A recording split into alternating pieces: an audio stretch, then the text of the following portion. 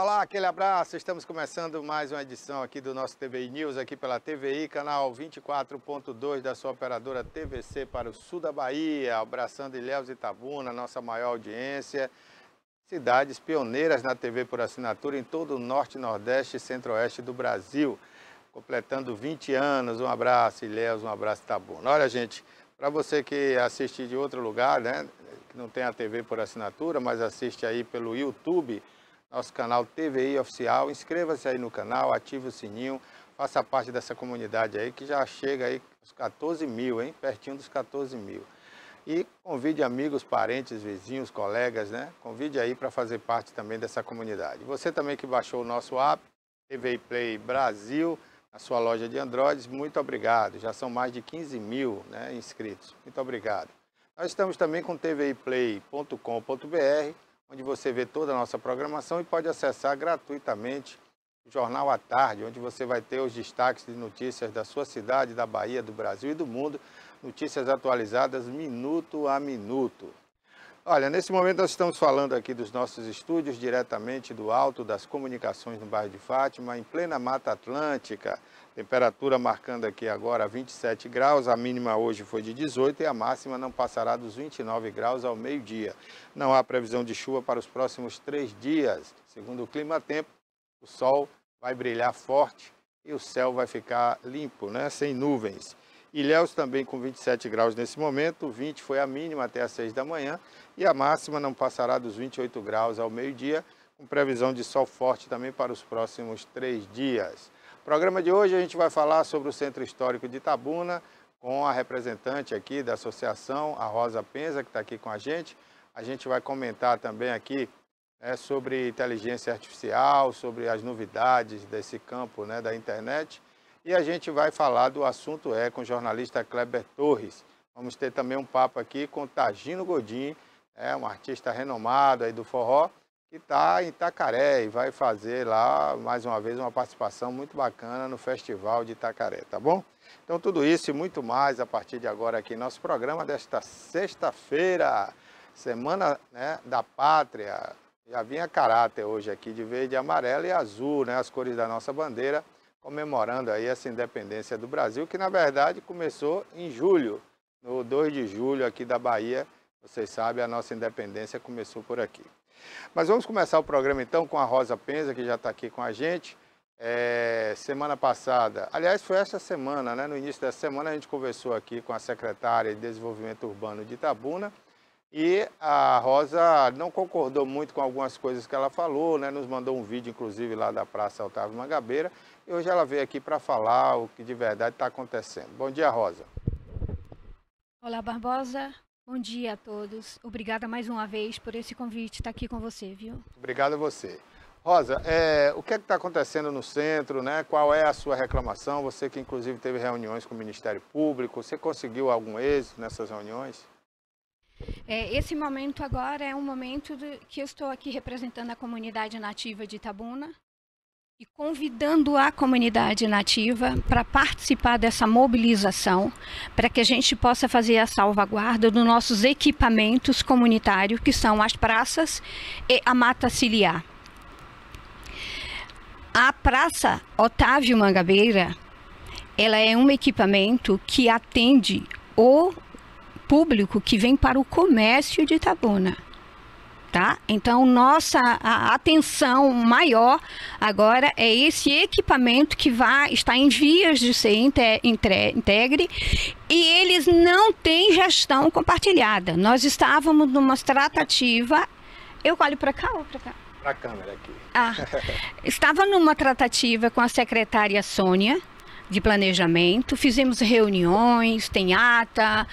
E tem proposições, tem documento, integre e tudo.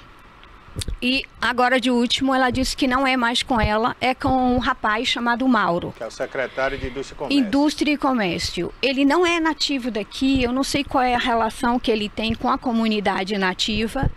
E esse é o ponto que eu estou assim, mais firmando, Barbosa, porque se a comunidade nativa ela não tem uma interlocução com os servidores pagos com o nosso dinheiro, então não é legítimo. Então, nós estamos pagando para servidor para atender nossas demandas. E as demandas foram institucionalizadas. Nós não pedimos, nós pleiteamos. E esses pleitos não estão sendo atendidos.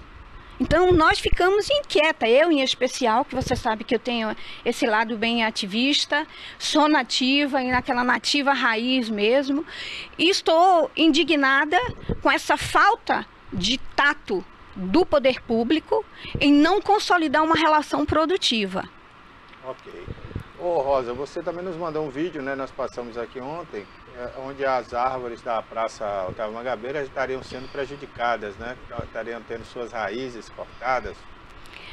Eu cheguei a conversar com o diretor da área de meio ambiente, falando com ele exatamente sobre as árvores. Né? Nós fizeram a reforma da praça em frente à FTC. Ali tem 2 universidades, uma federal e uma municipal, particular. E a praça, gastaram 600 mil para fazer a reforma da praça, e quem molha as plantas é um taxista, que traz água de casa para molhar as plantas. Então, não tem gestão.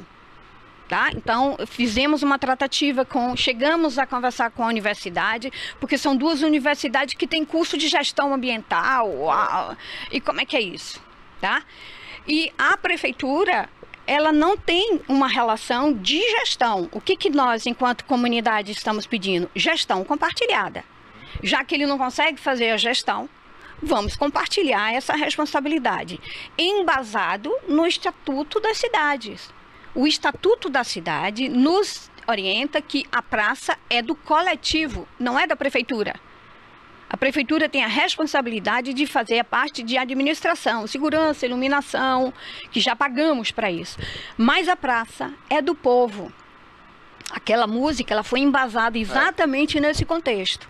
Então, eu não sei qual é a dificuldade que esse gestor, que está em finalização da gestão dele, ele está tendo de consolidar uma relação legítima com a Associação de Moradores e Comerciantes do Centro Histórico de Itabuna. Não sei, Barbosa. Ok. Eu até manifestei aqui a nossa preocupação, porque eu estou vendo muitas edificações nessas praças novas que estão sendo reformadas, né? Muitos quiosques, muita coisa, e a minha preocupação como a da sociedade, né, de Itabuna, é desses lugares, né, ficarem abandonados, como já tivemos aqui outros casos, até na própria praça ali, Olinto Leone, onde a própria prefeitura destruiu ali um quiosque daquele que já estava sendo usado por usuários de droga, né?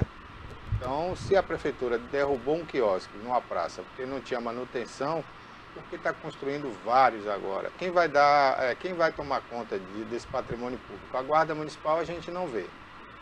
Outro dia eu falei aqui que a passarela está descoberta porque o prefeito que fez a passarela tinha receio que a passarela se tornasse antro, né, de drogas, de usuários de droga e até de vendedores ambulantes. Mas, se tivesse a Guarda Municipal tomando conta, como tem nas capitais, Salvador tem várias passarelas cobertas e a gente não tem esse problema, porque existe fiscalização, existe a guarda, a polícia administrativa.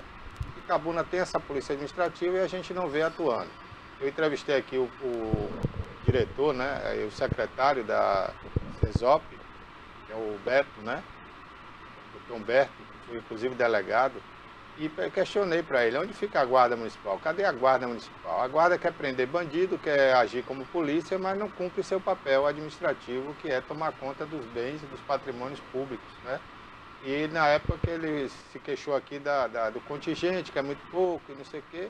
Sim, então temos que usar esse contingente naquilo que a gente mais precisa, eleger as prioridades, né? A FIC lá, por exemplo, virou um antro de vagabundagem. Esse dia mesmo estava fazendo frio, os moradores tomaram até um susto, que eles fizeram fogo dentro daquele prédio abandonado, né, onde foi a cadeia pública, e parecia que estava tendo um incêndio lá, porque eles fizeram para se aquecer. E não tem guarda municipal, não tem ninguém tomando conta daquilo ali, né? É triste, Barbosa, você vê uma secretária, vem aqui, pega o microfone e ela fala que a sociedade não se movimenta. Isso é um total desrespeito com o meu trabalho. Porque eu estou cobrindo, até o Góes Calmon pediu ajuda para a gente. Eu fui no Góes Calmon agora e quando eu cheguei lá, fiquei surpresa que a sede da Associação de Moradores do bairro o prefeito doou para uma pessoa que faz bolo. Ah, é? É. Quer dizer, se ele está sobrecarregado e ele não quer fazer uma gestão compartilhada para dividir responsabilidade e desrespeita nosso trabalho, aí você vai no Ministério Público, tem uma relação de protocolos no Ministério Público. Qual é a posição do Ministério Público em relação a essas denúncias? Não responde. Ele me respondeu semana passada um encaminhamento que nós fizemos de fevereiro. Aí já quando ele engavetou. Quem é o promotor? É Rafael. Para minha surpresa também, eu fui ontem e pedi para conversar com o representante da cidadania, que era até a doutora Cleide, que fez um trabalho belíssimo. Ela participa da Associação de Moradores. E o rapaz me disse não. Eu falei, eu quero cidadania porque eu estou pleiteando com o doutor Rafael Piton, e isso não está tendo efeito, eu quero ir para o de cidadania, era o doutor Patrick. Aí o rapaz me disse, não, cidadania está com o doutor Piton e só atende a questão de cidadania para eleição. Sabia. Não, mas isso é coisa nova do Ministério Público, barrando todos os sistemas que você possa abrir para você demandar. Então, assim, se a sociedade civil em Itabuna não unir forças, porque eu sei que tem muita gente que não pode ir para a linha de frente, tá? Isso aí tudo bem, eu entendo. Mas se tem uma pessoa que está na linha de frente e não tem apoio, aí fica, né? Então eu vim aqui pedir até ajuda para que você chame essas pessoas, que diga assim, olha, né? Porque se vem, a secretária vem aqui e diz que a comunidade não se movimenta, que desrespeito é esse? Não, secretária, a senhora que não vai para a rua para conhecer, agora mesmo eu estava na rua trabalhando de boné, entendeu? Então assim, tá difícil, tá, mas tem solução, e a solução perpassa por um posicionamento do cidadão, tá? Itabuna tem comunidade nativa. Tá? Eu sei que a cidade está cheia de forasteiros, pessoas que estão vindo de fora e não tem uma relação afetiva com Itabuna. Tá? Então aqui eu vim aqui para mais uma vez solicitar ao secretário, esse Mauro, né?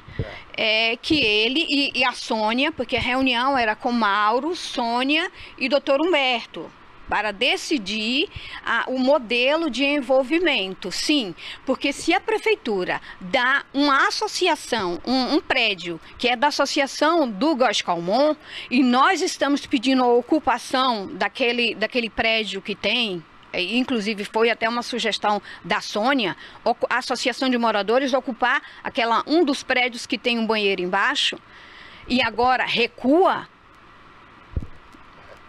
Complicado, né? Bom, a gente vai acompanhar, Rosa, e espero que tenha aí uma resolução, né, desse caso, que não fique só na conversa, né?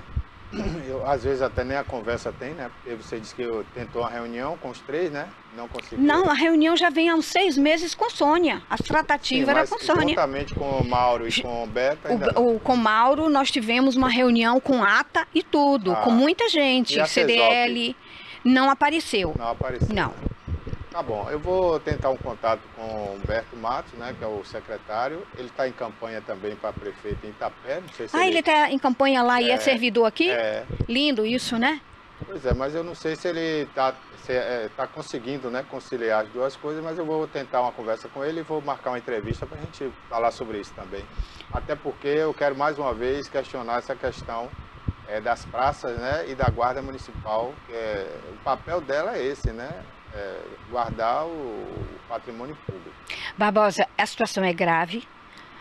A pessoa que me chamou no Góes Calmon me disse, Rosa, 2 horas da manhã tem um mutirão de usuários de droga descendo a ladeira, carregando esquadria de alumínio, porta dos casarões que estão sendo desmontados. Hoje em dia é isso, né? O pessoal está roubando cabo, está roubando tampas de bueiro, né, para vender no ferro velho.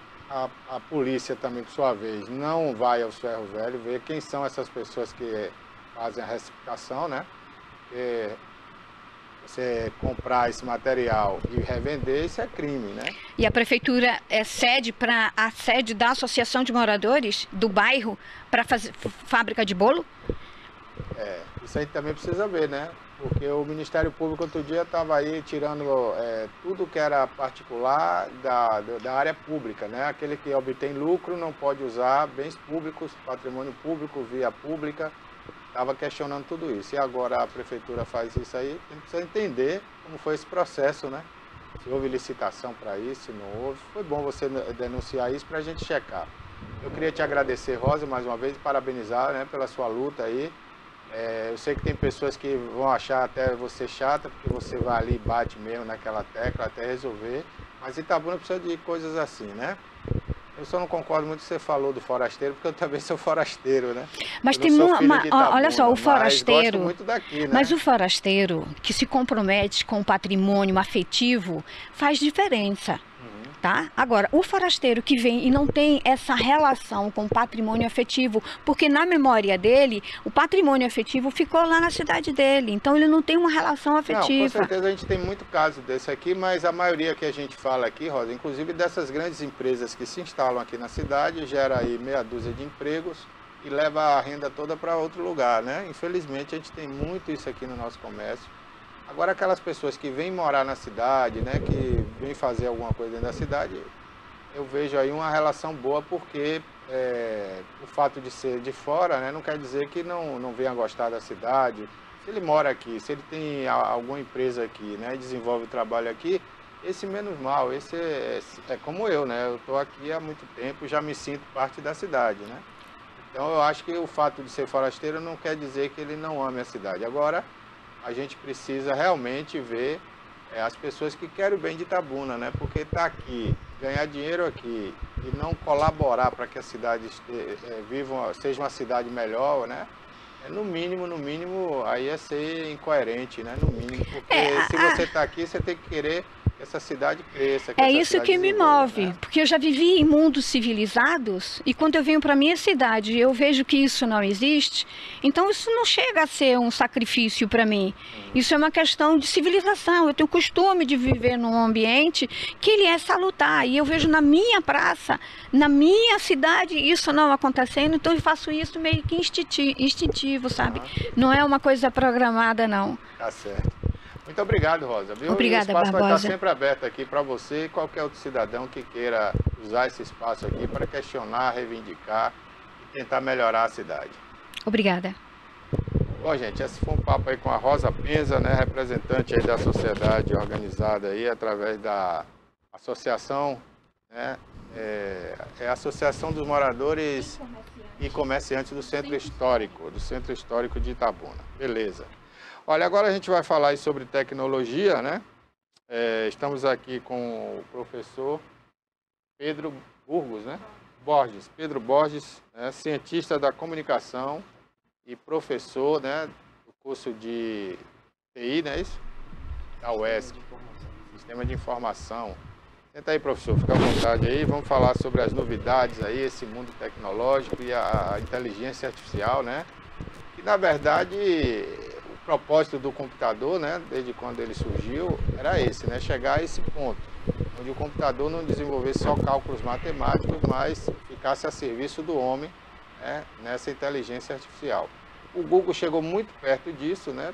O Google se tornou a busca mais inteligente e agora a gente tem outras ferramentas, né, usando a inteligência artificial. Bom dia, professor. Obrigado por estar aqui. Bom dia a todos. Obrigado pelo convite, né, para mais uma vez estar a gente falando aqui sobre tecnologia. E você foi muito feliz aí nas suas palavras, né? Porque a inteligência artificial, ela vem para ser mais uma ferramenta que vai ajudar, né, nós seres humanos a, de forma mais eficiente, tocar as nossas tarefas do dia a dia e do cotidiano. Você se referenciou, né, que a primeira versão que a gente teve acesso disso talvez tenha sido o Google, né, na qual, de forma quase mágica, né, uns 20 anos atrás, a gente solicitava lá no navegador uma determinada pergunta e ele trazia para a gente inúmeras possibilidades de resposta para aquela pesquisa que a gente fazia. E hoje em dia, né, com os vários avanços tecnológicos, a inteligência artificial, ela foi além disso. ela, para aquilo que a gente está precisando, para aquela atividade que a gente está tentando automatizar, ela consegue já nos dar resultados mais eficientes, mais rápidos, e em algumas vertentes da inteligência artificial, ela consegue até atingir o nível de prever possíveis resultados que irão acontecer, né? Principalmente quando essa inteligência artificial ela tem acesso a um grande volume de dados. Quanto maior o aprendizado que essa tecnologia vai ter, maior vai ser o nível de acerto que ela vai poder nos dar como resposta. E me parece que ela foi programada, né, para cada vez mais que ela interaja com o ser humano, né, nas buscas ali, ela aprende mais, né? Ela acaba consumindo esses dados, né, para fortalecer a memória, né? Isso. A diferença, né, da inteligência artificial para um simples programa de computador é basicamente o seguinte. Eu trabalho com programação no meu dia a dia, né? Bacana. Inclusive na faculdade, na UNEX, eu estou à frente aí da maioria das disciplinas de programação.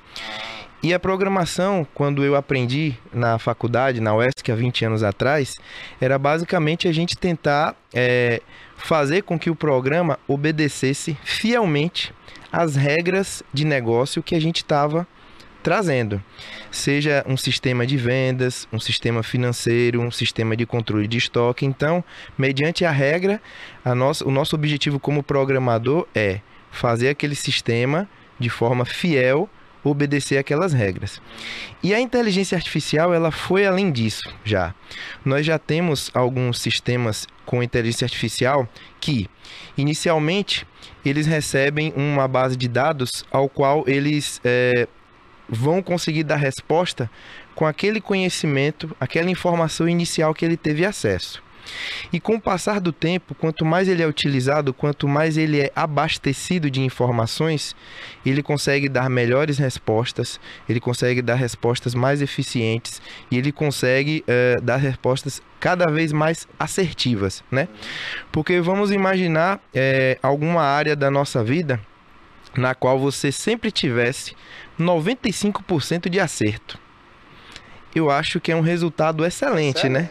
Se você conseguir fazer, por exemplo, com que um advogado ganhe sempre 95% das suas causas, se você conseguir fazer com que um padeiro consiga fazer sempre 95% dos pães na perfeição, se você consiga fazer com que um atendente de um call center consiga resolver sempre 95% das demandas dos clientes, eu acho que isso já é um resultado fantástico. Mas a gente precisa ficar atento com o seguinte: a inteligência artificial, uma das premissas dela é que ela nem sempre vai nos dar um resultado perfeito. E isso é aceitável. Mas se ela conseguir nos dar um bom resultado num tempo rápido, porque o tempo também é um fator preponderante, já é aceitável, né, como um case de sucesso para aquela inteligência artificial. É isso mesmo, professor. Agora, uma curiosidade, né? Por exemplo, a inteligência artificial, ela hoje ela é autônoma praticamente, né? Digamos que você como programador coloca lá, vou dar um exemplo aqui da nossa área, jornalismo, né? Sim. A gente vai fazer um aplicativo onde ele vai ser mantido pela inteligência artificial, ou seja, o conteúdo ali para publicar dia a dia, 24 horas, né, a cada 24 horas, ficaria programado para essa inteligência buscar a notícia no perfil que a gente quer e publicar automaticamente. Ela faria isso? Pode acontecer uma situação dessa. Existem várias áreas de inteligência artificial. Existe uma área na qual a inteligência artificial ela se concentra no reconhecimento de padrões. Então, se você apresentar para ela imagens, ela vai te dar uma resposta do que tem naquela imagem ou do que não tem naquela imagem. Existe inteligência artificial que ajuda no diagnóstico de resultados de exames médicos, por exemplo. Ele recebe aquela imagem que foi tirada de um raio-x, de uma ultrassonografia, e ele detecta problemas, se tem um osso quebrado, se tem algum nódulo e assim sucessivamente. A inteligência artificial que ficou mais famosa recentemente foi a do ChatGPT. que ela é uma inteligência que o objetivo principal dela é o reconhecimento da linguagem natural através do texto. Ou seja, ela consegue, de uma forma excelente, reconhecer tudo aquilo que a gente está interagindo com ela no prompt. Ele tem uma caixinha de texto que eu digito lá uma determinada informação, seja ela uma informação técnica ou uma informação informal, e ele vai conseguir me dar uma resposta num tempo rápido, com um grau de acerto muito grande daquele texto que eu coloquei para interagir com ela. Aí você citou um caso de que se eu precisasse gerar um conteúdo, analisar um conteúdo e publicar esse conteúdo de forma automática. É possível fazer também esse tipo de inteligência artificial com esse objetivo. Existem também inteligências artificiais que hoje em dia, por exemplo, você solicita para ela via texto que ela gere uma imagem, que ela gere um vídeo. Então, a IA, se a gente for falar de uma forma generalista, ela tem várias vertentes que ela pode ser aplicada. E, hoje em dia, ela facilita bastante o nosso trabalho no seguinte sentido: tarefas que são repetitivas ou algumas tarefas que exigem algum tipo de cognição, né, de aprendizado, de reflexão para construir um resultado, para criar um texto, para criar uma imagem, para criar um vídeo, ela já consegue, digamos assim, automatizar esse trabalho para a gente. E a gente tem que ver a inteligência artificial como uma ferramenta. Você foi muito feliz na sua fala inicial. E ela é uma ferramenta que vem para nos ajudar. Pode gerar medo em alguns postos de trabalho. Eu vou ser substituído por um IA e tal. Mas eu até converso bastante com meus alunos sobre isso, no sentido de que a gente precisa aprender a usar essa ferramenta. E aí, provavelmente aqueles profissionais que não se adaptarem, não se interagirem com as novidades que a ferramenta proporciona, provavelmente esses profissionais, eles vão ficar para trás, independente da área. Não tem uma área que ela vai atacar e vai, como houve, por exemplo, na Revolução Industrial, que postos de trabalho foram perdidos, na qual as máquinas substituíram alguns trabalhos manuais repetitivos, né? Mas a inteligência artificial, ela vem para nos ajudar de uma forma que a gente pode, hoje em dia, passar para que essa inteligência artificial nos ajude nessas tarefas que são repetitivas ou que são, digamos assim, demoradas para que a gente, com o nosso intelecto apenas, a gente realize.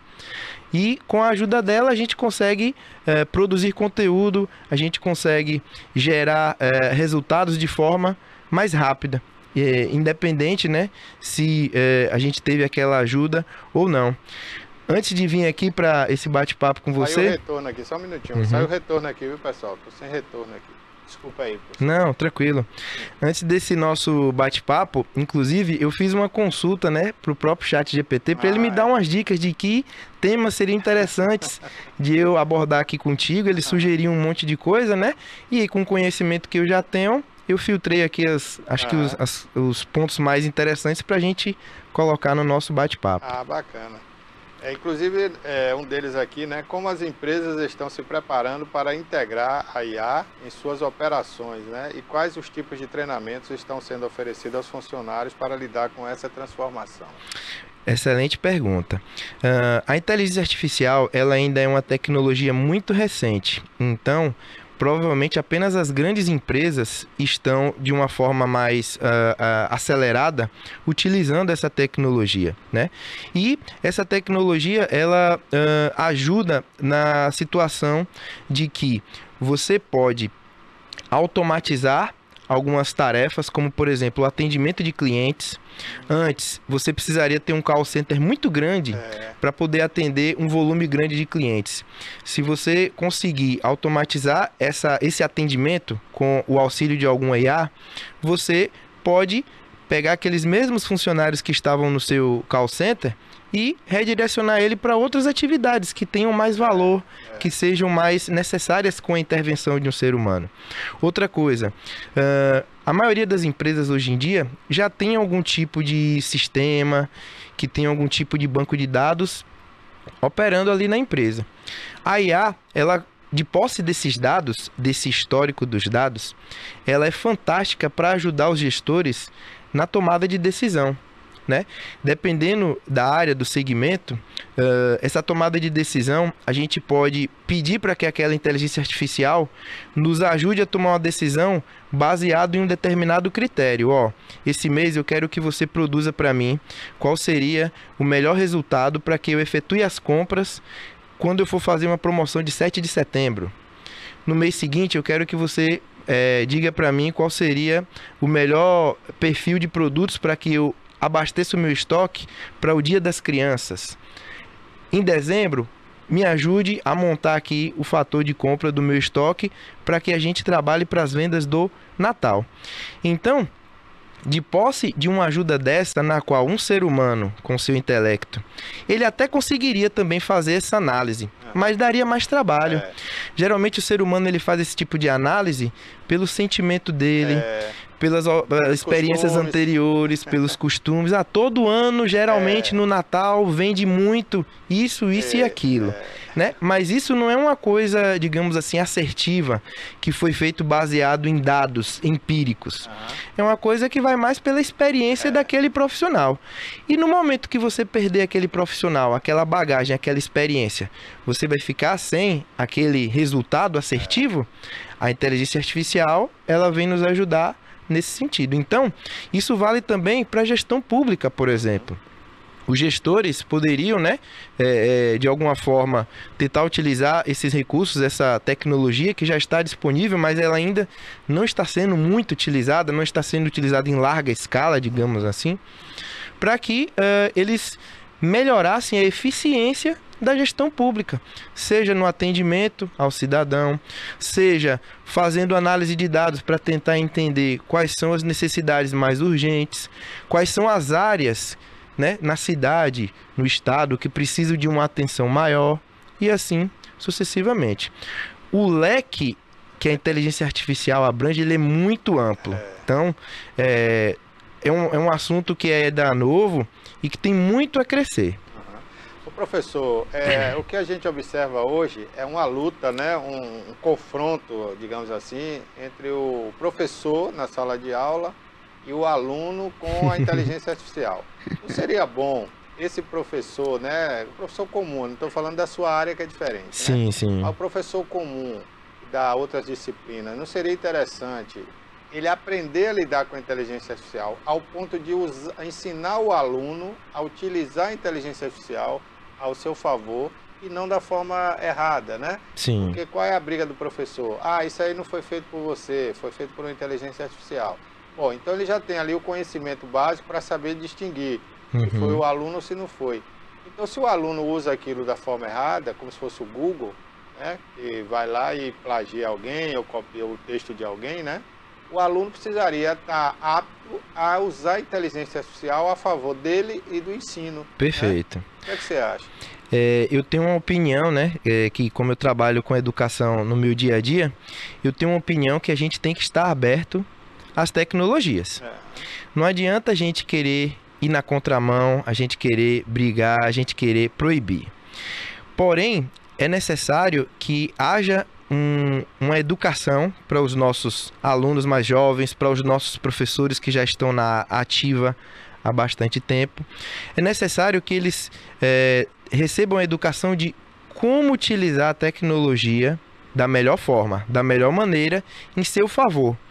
E de uma forma que não seja nociva, não seja prejudicial ao aprendizado, né?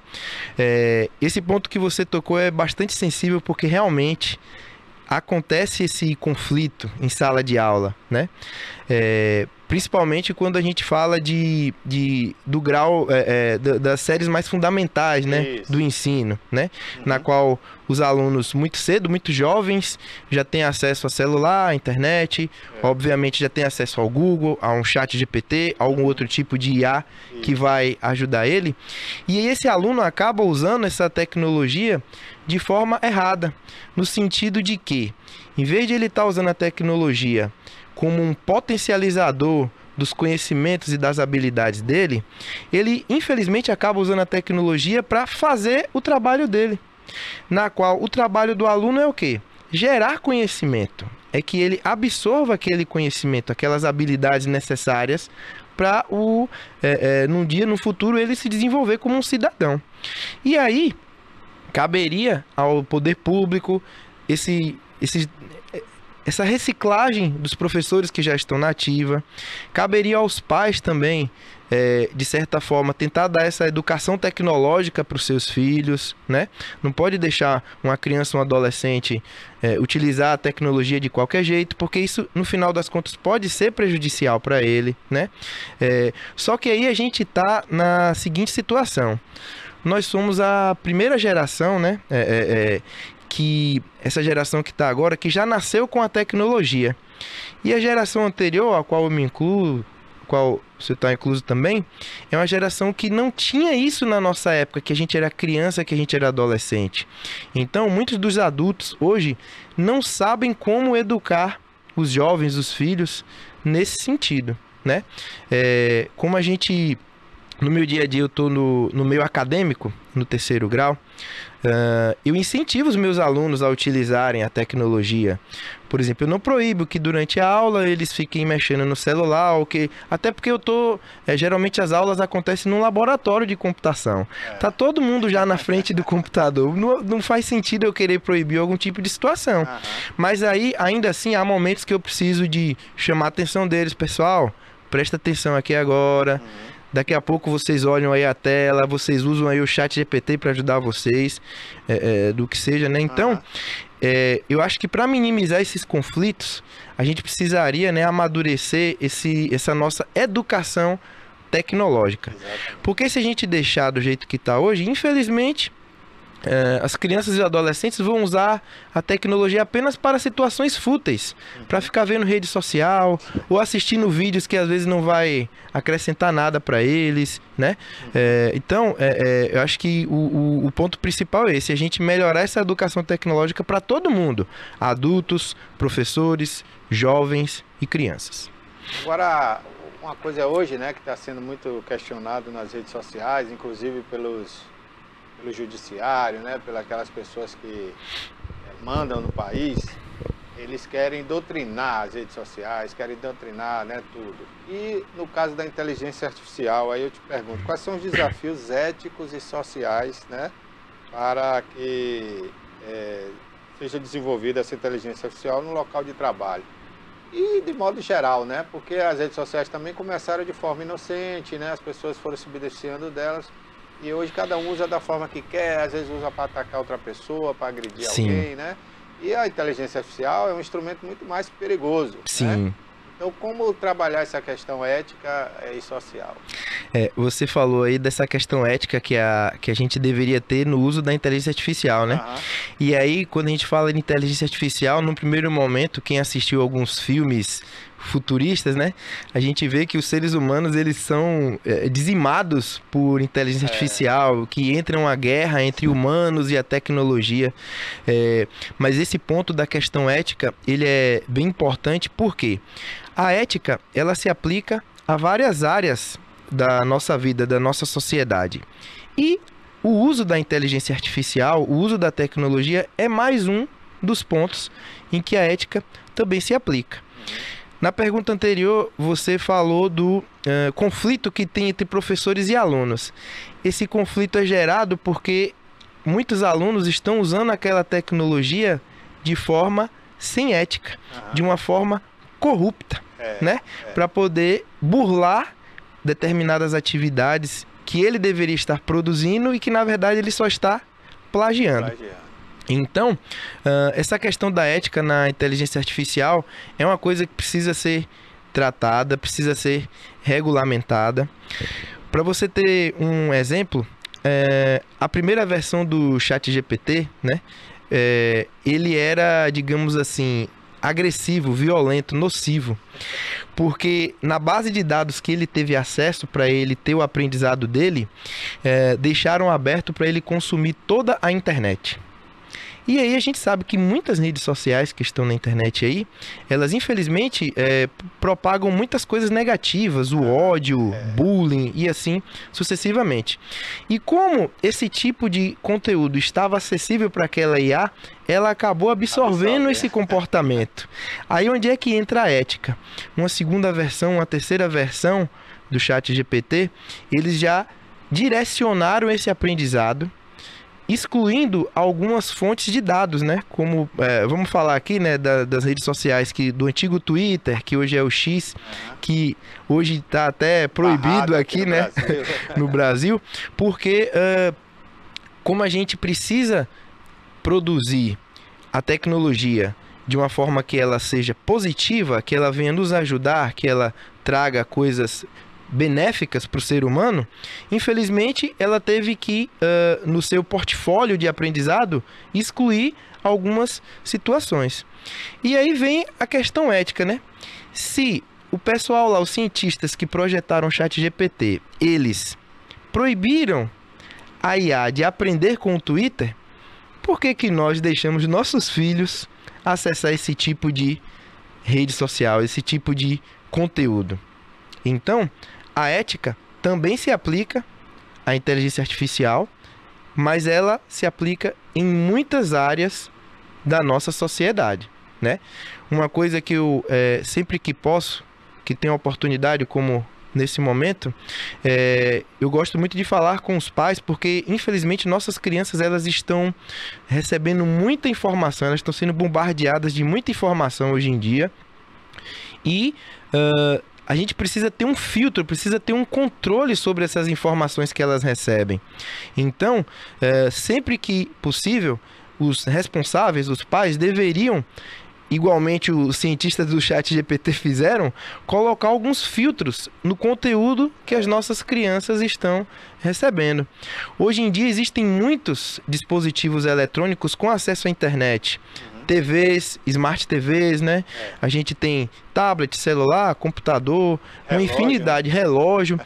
E é necessário que a gente, principalmente para crianças e adolescentes que estão numa idade mais vulnerável, que eles tenham o acesso a essa informação de forma supervisionada, de forma controlada, para que ela evite de ter acesso a alguns tipos de conteúdos antes da idade permitida, antes da idade recomendada, né, para que tenha esse tipo de exposição.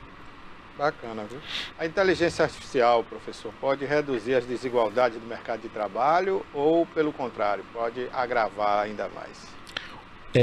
Num primeiro momento, a gente tem essa sensação de que a gente vai ser substituído pela tecnologia. Porém, eu acredito muito que a gente precisa estar aberto às novidades e às tecnologias. E quem não tem essa mente aberta vai acabar ficando para trás, infelizmente, né? Se a gente for voltar no tempo, vamos voltar aqui a 30, 40 anos. Para a gente contratar um profissional, não era necessário habilidades tecnológicas, ele não precisava mexer no computador. Se ele soubesse manusear uma calculadora para calcular lá juros e descontos nas vendas, era o suficiente. Com o talãozinho de pedido dele lá, a calculadora, ele se virava.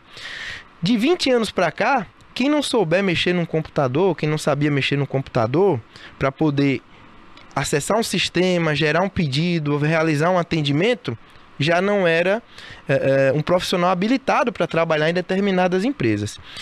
Hoje em dia, se a gente tiver um profissional que ele não consiga manusear essas tecnologias para facilitar o seu trabalho, para otimizar o seu trabalho, infelizmente, ele vai acabar ficando para trás. E isso precisa ser um esforço conjunto. Tanto as empresas precisam proporcionar esses treinamentos, essa reeducação na parte tecnológica, quanto os profissionais também precisam estar abertos a receber esse treinamento, essa tecnologia e se adaptar o mais rápido possível. Toda novidade, não só na área tecnológica, gera uma resistência inicialmente, né? Aquele profissional que já está lá fazendo aquela atividade dele há alguns meses, há alguns anos, para e pensa: poxa, agora eu vou ter que aprender mais alguma coisa para poder fazer o meu trabalho que eu já fazia, que eu já estou aqui. Então, a gente romper com esse comodismo e a gente sempre fomentar o aprendizado, gera uma resistência em muitas pessoas. E não só nos profissionais, nos funcionários, nos gestores, nos líderes, nos nossos governantes. Então, esse tema de inteligência artificial é uma coisa que é recente, já faz parte do nosso dia a dia, e o profissional que não tentar entrar nesse mundo, um profissional que não tentar utilizar essa ferramenta, se aperfeiçoar com o auxílio dessa ferramenta, infelizmente ele vai ficar para trás. Então, o que eu diria? O profissional ele não vai ser substituído pela tecnologia. Os profissionais que não se familiarizarem com a tecnologia ficarão atrás, né, em vagas, em postos de trabalho, daqueles que já estão mais familiarizados. É verdade. Agora, tem muito empresário, médio, pequeno, né, que nos assiste nesse momento. Eu gostaria de estender essa pergunta aqui para eles, né, nessa área. O que a inteligência artificial pode fazer para melhorar a vida desse pequeno empresário, né? Porque hoje uma grande empresa, média, grande, já pode contratar um profissional, né, para desenvolver e até em laboratório desenvolver outros trabalhos bacanas para aquela empresa. Mas a empresa pequena, a empresa média, ela não tem essa condição, né? Sim. Ela fica à mercê de alguém que vai aparecer lá para vender um serviço, tal, através da própria internet. Mas de que forma essa empresa ela pode vir a ser beneficiada? Pronto. Você tocou num ponto interessantíssimo, porque a gente fala da tecnologia de inteligência artificial como se fosse uma coisa que está disponível aí no ar, na nuvem, de forma gratuita. E não é. Sempre que a gente fala de tecnologia, isso vem um pacote, vem um combo junto dessa aderência à tecnologia. É necessário ter um investimento, e esse investimento pode ser proporcional ao tamanho da empresa, para que com esse investimento em tecnologia, esse investimento nas ferramentas de inteligência artificial, ele consiga, digamos assim, potencializar as suas atividades e ele consiga potencializar a sua atividade comercial, o seu ramo de negócio. Imagine aí uma empresa que faz um investimento X e ao longo de 6 meses, ao longo de um ano, ele consegue ter um retorno de 10x desse investimento. Então, vale a pena fazer esse investimento? Vale. Sempre vale, porque o retorno que a gente vai ter de você trabalhar mediante dados empíricos, mediante uma análise correta da situação da sua empresa, seja a análise financeira, seja a análise de estoque, seja a análise de vendas, você vai conseguir atingir resultados melhores do que se você não fizer nada. Isso é certo. Então, falando aqui para os empresários, o que é que poderia ser feito? Mediante o ramo de atividade de cada um, pesquisem, busquem quais tecnologias estão disponíveis para facilitar, para potencializar os resultados da sua empresa e, diante do orçamento, diante das possibilidades de cada um, né, você vê o que é possível de você investir para que você tenha o retorno, né? Porque esses benefícios, como você citou na pergunta, eles só virão mediante um investimento e mediante um tempo para colher aqueles resultados. Não é da noite para o dia. Conforme a gente está falando aqui, né? Principalmente quando a gente fala de inteligência artificial, a cada momento, a cada dia, ela aprende um pouco mais. Então, se a gente aplicar uma solução tecnológica hoje, ela vai dar um resultado. Se a gente continuar aplicando essa solução tecnológica, mês que vem ela vai ter um resultado melhor, mais assertivo. E no mês seguinte a mesma coisa e assim sucessivamente. Então não é um investimento que é feito uma vez. É um investimento que ele tem que ser contínuo. Essa análise de dados tem que ser contínua. E a tomada de decisão e de posse desses dados, ela vai passar a ser mais assertiva e mais facilitada. Bacana, viu? Agora, professor, onde, na sua opinião, né, fazendo uma projeção diante de tudo que a gente está vendo aí na tecnologia, aonde vai chegar a inteligência artificial? Qual a previsão que você faz disso aí? Olha, eu espero que ela não chegue naqueles apocalipses de inteligência artificial, né? Mas é difícil a gente fazer uma previsão porque as possibilidades, elas de verdade são infinitas, né? Então, eu vejo um futuro em que a cada dia a tecnologia ela vai estar sempre trazendo facilitadores para o nosso dia a dia, para o nosso cotidiano, né?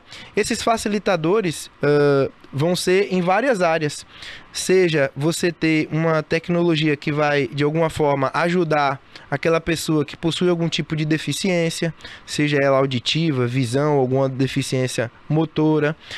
A tecnologia ela vai vir para potencializar a performance dos seres humanos de uma forma que uma pessoa que hoje ela realiza 100 atividades num mês, com cada vez mais a adesão de tecnologia, de ferramentas de inteligência artificial, ela vai conseguir realizar 300 atividades ao final de um mês, fazendo uma visualização do que pode acontecer no futuro.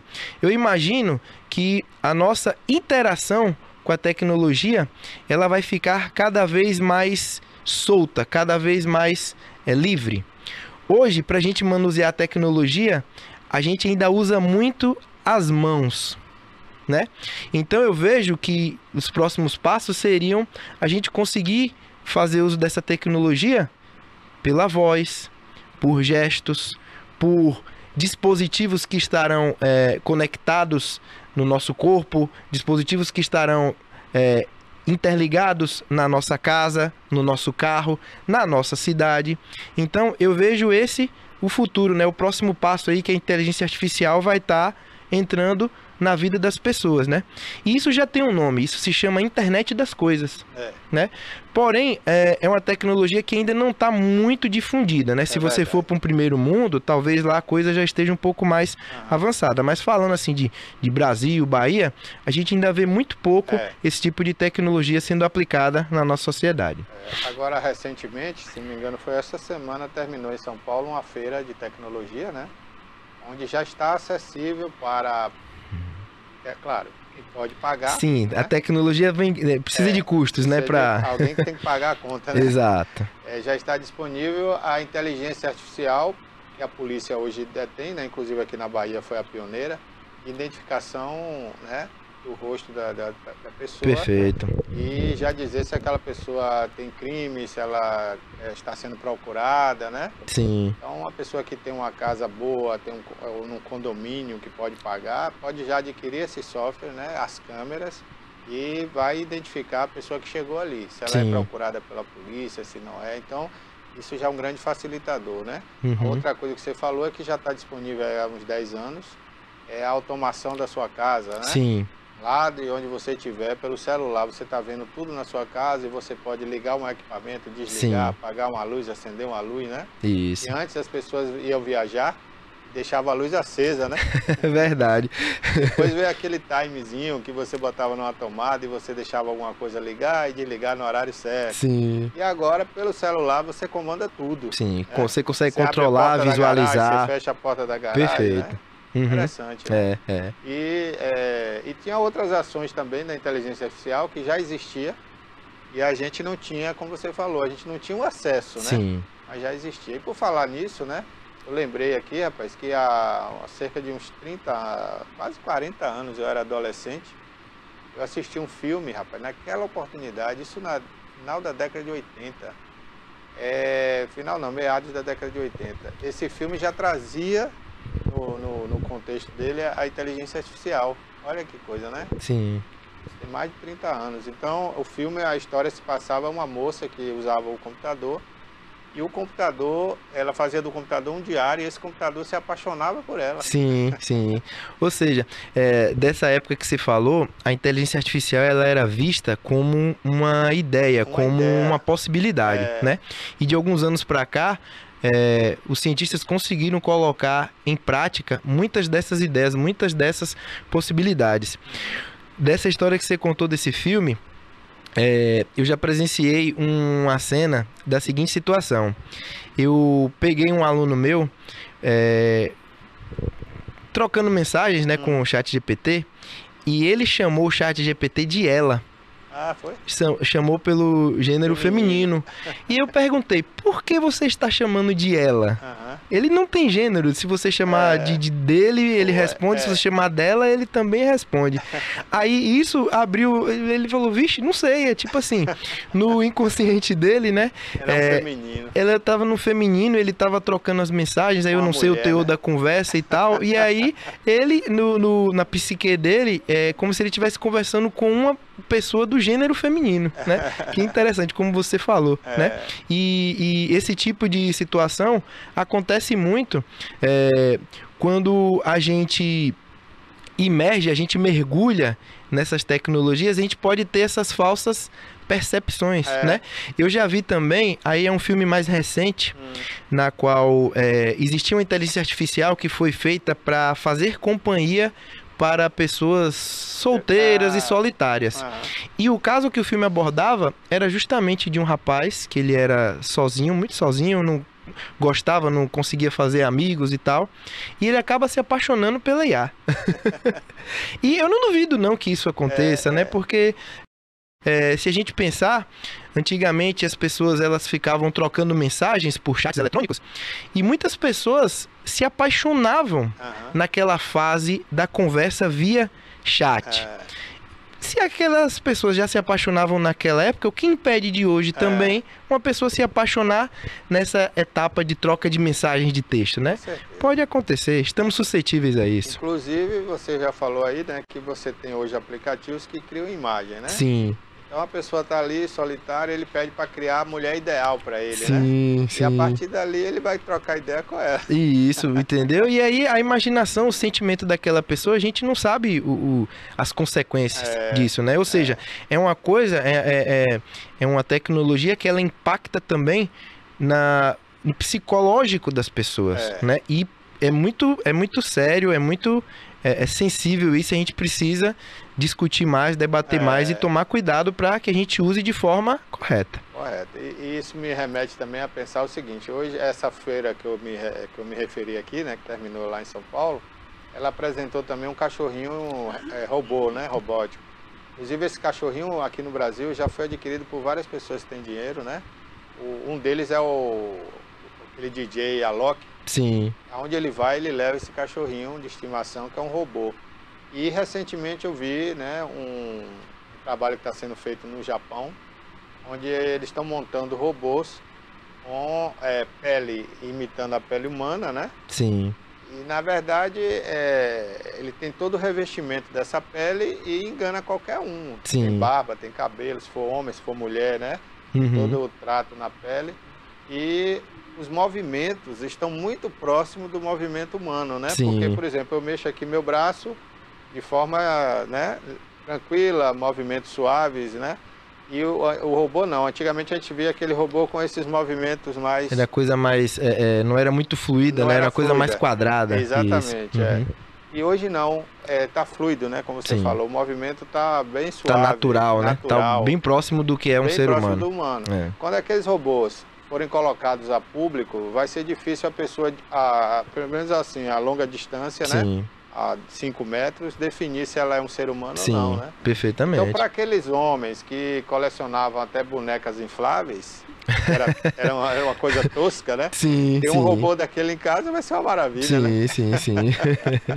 Então, a gente pode chegar a esse ponto aí, né? E com certeza esse robô vai ser dotado dessa memória de inteligência artificial. Sim, com certeza, então você vai poder trocar ideia mesmo, batendo papo. Uhum. Seria interessante, ao invés de você estar digitando, né? Sim. Você vai bater papo com o IA ali. Sim. Colocar um nome nele e ele vai ter um cérebro ali com conhecimento, né? Para discutir qualquer assunto. A interação vai se dar não só por texto, né? Por voz, fala, por gestos, por toques e assim sucessivamente. É interessante, viu?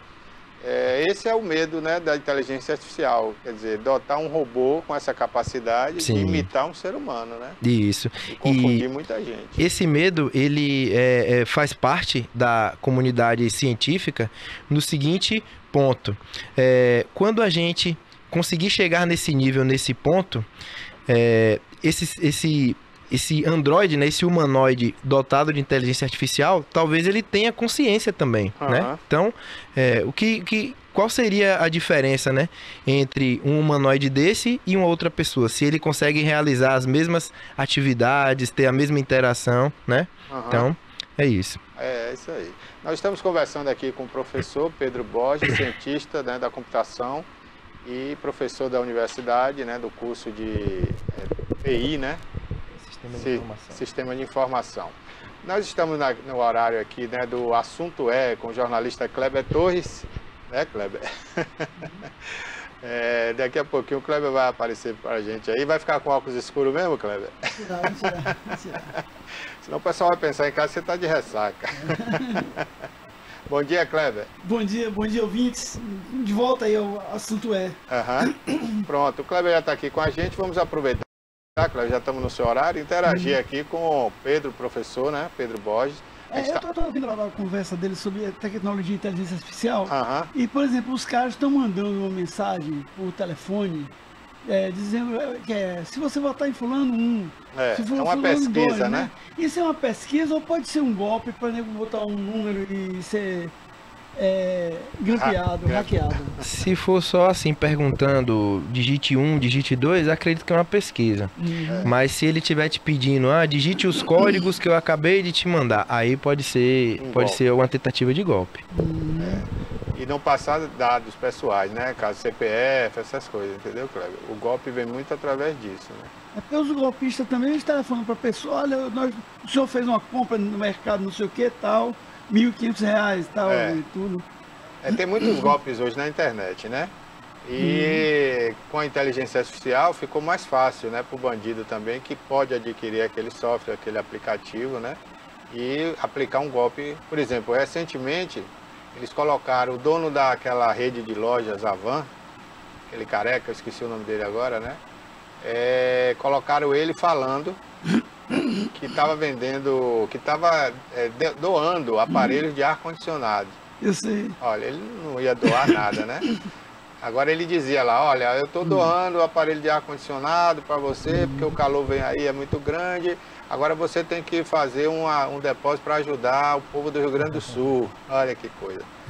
E muita gente caiu nesse golpe, né? Aí foi necessário ele ir a público, pagou entrevista em televisão e tudo, para dizer que não foi ele que gravou aquilo, que a loja dele não dá nada de graça a ninguém, ele não tem nem condições, né? Ninguém dá nada a ninguém.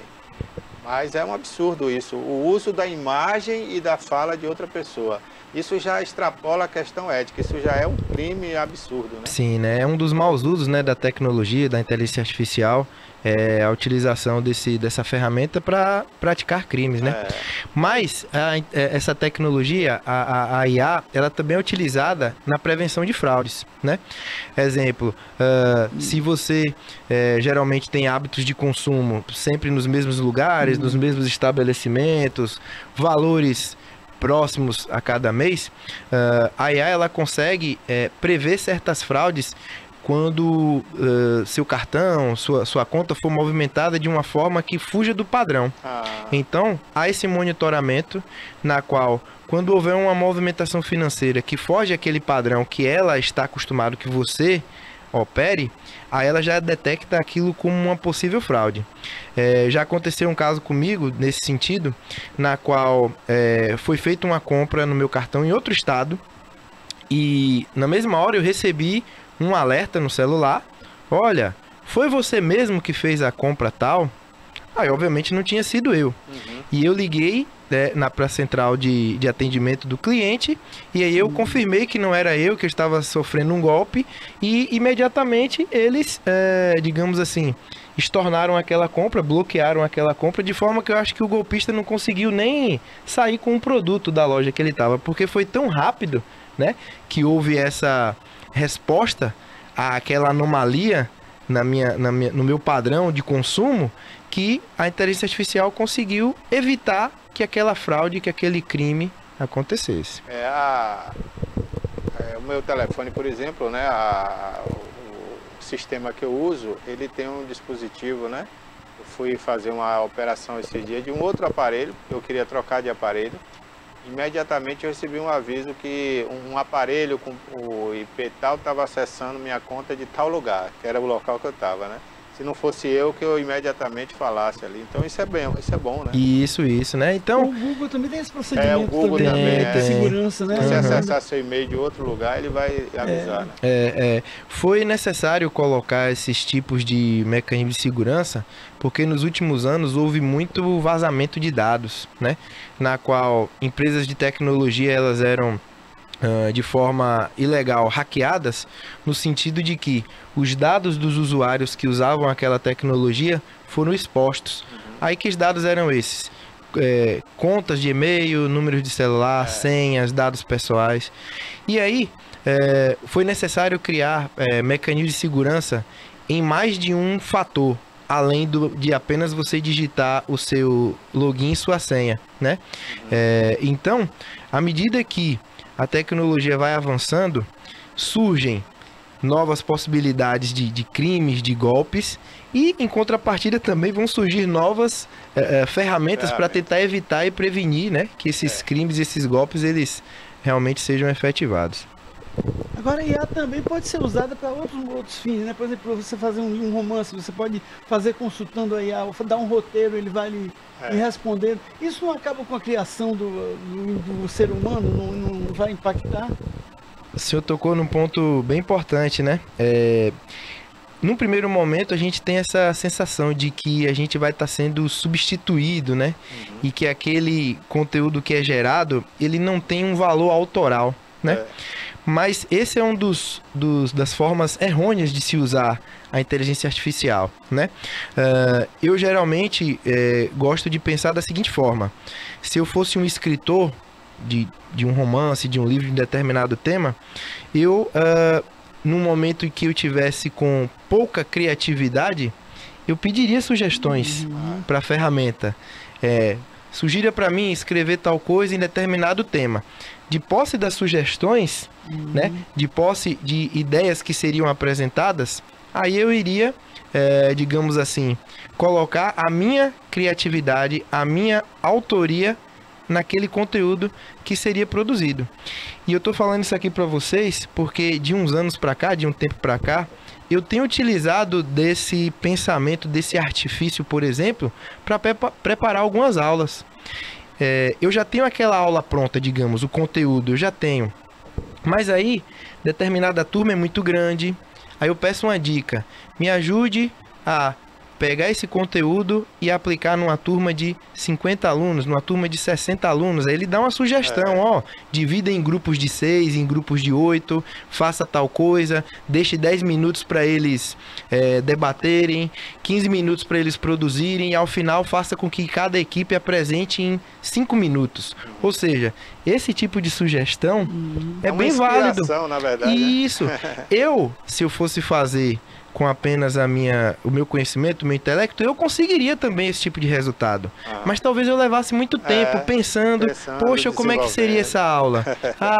Vou dividir em equipes, mas em equipes de quantos? De 5, de 10? Tá, beleza. E depois das equipes, eu vou deixar eles fazerem qual será o próximo passo, qual será o roteiro da atividade. Então, esse tipo de pensamento na qual a ferramenta ajuda com a inspiração, ajuda com você definir um roteiro, eu acho ele válido. Eu concordo com o que o senhor estava trazendo no seguinte ponto: o cara vai escrever um livro e ele não coloca uma linha da criatividade e da imaginação dele. Ele pegou tudo que foi produzido lá na ferramenta. Aí eu já não concordo, aí, entendeu? O que eu gostei, por exemplo, no chat GPT, né? É que você pode usar ele como um corretor ortográfico. Perfeito. Né? Você pode escrever seu livro inteirinho, depois pedir a ele, olha, diagrama para mim esse livro, eu quero fechar ele em 100 páginas, já está lá o conteúdo, o conteúdo é seu. Só que você vai pedir a ele para arrumar e corrigir os possíveis erros ortográficos e tal. Aí é beleza, porque ele já lhe dá tudo prontinho para você levar para a gráfica. Agora, no que o profissional, por exemplo, eu sou advogado, ele já faz a petição pronta ali. Isso não vai inibir o operador do direito e tomar o lugar do advogado, no caso? Olha, não vou dizer para o senhor assim que isso nunca vai acontecer, porque a gente não consegue prever, né, o futuro da tecnologia, né, até onde isso vai chegar, como a gente estava falando agora há pouco. Mas eu acredito que essa ferramenta, ela vem para, digamos assim, otimizar a performance daquele profissional, daquele advogado. Se antes aquele advogado levava, vou chutar aqui, não faço a mínima ideia, tá? 20 minutos, 30 minutos para fazer uma petição, hoje ele consegue fazer essa mesma petição, sei lá, em 1 minuto, 5 minutos, né? Então, eu vejo mais nesse sentido. Agora, né? Só para corroborar aí com, né, que vocês estão falando aí, colaborar aí com a informação, eu fiz uma gravação no auditório da Unime, ainda era Unime ali, né? Onde hoje é a faculdade que você trabalha. Isso. E teve uma palestra com um profissional que fala de cidades modernas, né? Até gravado isso aí, ele veio de fora dessa palestra aqui para o MESB. E na época ele falou que já tinha nos Estados Unidos uma máquina com essa inteligência artificial, a máquina do direito, onde o cidadão, como aqui no Brasil, aqui na Bahia a gente tem um saque, né? Em São Paulo é o poupa-tempo. Então lá nos Estados Unidos teria esse local onde o cidadão ele não pode pagar um advogado, ele vai lá, digita ali o que ele quer e ele pede aquele aplicativo, né? Para fazer aquela denúncia. Aí o aplicativo dá a inicial para ele, né? O advogado faria a inicial. Automaticamente dá entrada na vara que tinha que ser dada. Já confirma lá o dia, a hora da audiência, que vara vai ser, que juiz vai ser, e já devolve o impresso para ele com tudo pronto. Ele só vai agora à audiência. Então, quer dizer, e segundo a informação dele, naquela época, essa máquina já tinha mais de 85% de acerto e causas ganhas. Em relação aos advogados, estava muito mais produtiva, né? Então, isso aí sim amedronta realmente o advogado. Verdade. E no que você relatou agora, não foi só o advogado que foi impactado. Se você observar, cadeia inteira, aquela cadeia toda, né, do direito ali, ela acabou sendo impactada e meio que aquele serviço que era prestado por advogados, promotores, juízes, despachantes, enfim, ele foi automatizado, né? Provavelmente eles conseguiram esse tipo de automação por se tratarem de atividades repetitivas. Exatamente. Aquela coisa que ela é repetitiva, ela geralmente pode ser automatizada, né? E se ela for repetitiva, mas que ela tenha pequenas variações também, ela também consegue ser automatizada, entendeu? Agora, eu gosto da sua área, né? Tecnologia da informação. Quantos profissionais são formados no Brasil e qual a necessidade do mercado brasileiro para promover o desenvolvimento do país? Por exemplo, Itabuna e Ilhéus tem um número de profissionais suficiente e poderia ser um polo de tecnologia ou ainda está muito defasada esse processo na região? A nossa região, ela consegue formar uma quantidade de profissionais que hoje não é assim o suficiente para a necessidade do mercado, tá? Porém, não só formar os profissionais, mas a gente precisa ter profissionais de qualidade. Eu vejo muitas pesquisas falando que existem não sei quantas mil vagas de trabalho disponível e que não são preenchidas, né? Sim. Só que o que acontece? Muitas dessas vagas que não são preenchidas é porque aquela remuneração que está sendo ofertada, aquela exigência de habilidades técnicas que está sendo pedida, talvez é muito grande, é incompatível a remuneração com a capacitação profissional que está sendo exigida, né? Infelizmente, a área de tecnologia, ela é uma área que ela ainda não é valorizada, como talvez devesse ser, né? Já nos dias de hoje, porque se a gente for observar, todas as áreas da sociedade já usam algum tipo de tecnologia, né? E aí gera essa sensação, né, de que os postos de trabalho eles estão sempre lá por serem preenchidos, né? Depois da pandemia, durante a pandemia, houve uma demanda muito grande de trabalho home office. E essa demanda, na época, não haviam os profissionais suficientes para a demanda que foi gerada, né? E acabou que muitos profissionais de empresas presenciais acabaram migrando para essa modalidade home office, né? Porém, hoje o mercado ele está digamos assim, numa fase de readaptação. Na pandemia, houve esse momento de irmos para o home office. Com esse movimento, muitos profissionais gostaram, eles conseguiram ter uma performance melhor, uma qualidade de vida melhor. E aí, no momento em que as empresas solicitaram um retorno a essa modalidade presencial, alguns não quiseram, alguns preferiram mudar até de empresa, mudar de atividade para que ele continuasse naquela modalidade remota. E aí, no mercado hoje em dia, a gente está com a defasagem tanto de profissionais na área presencial quanto na área remota. Agora, essa semana a BBC de Londres publicou uma matéria sobre uma americana, né? Ela fazia home office. Aí, para não trabalhar, ela desligava o computador, o sistema, e dizia, olha, deu defeito tal, a operadora, não sei o quê. A empresa foi na operadora e a operadora detectou que não, a linha está normal. Demitiram mulher. Interessante, né? Quer dizer, o pessoal tenta burlar, né, rapaz? É brincadeira, né, cara? Esse caso é o que reforça, né, infelizmente, a cultura, né, de que muitas pessoas têm rejeição, né, com essa questão da modalidade remota, né? Muitos gestores têm justamente esse pensamento. O que garante que o profissional lá na casa dele, que ninguém tá olhando, enfim, ele não tá sendo supervisionado, ele vai realmente estar fazendo a atividade, ele vai estar realizando aquelas tarefas dele, ou se ele vai estar só enrolando, procrastinando, inventando alguma desculpa para não fazer, né, a atividade dele.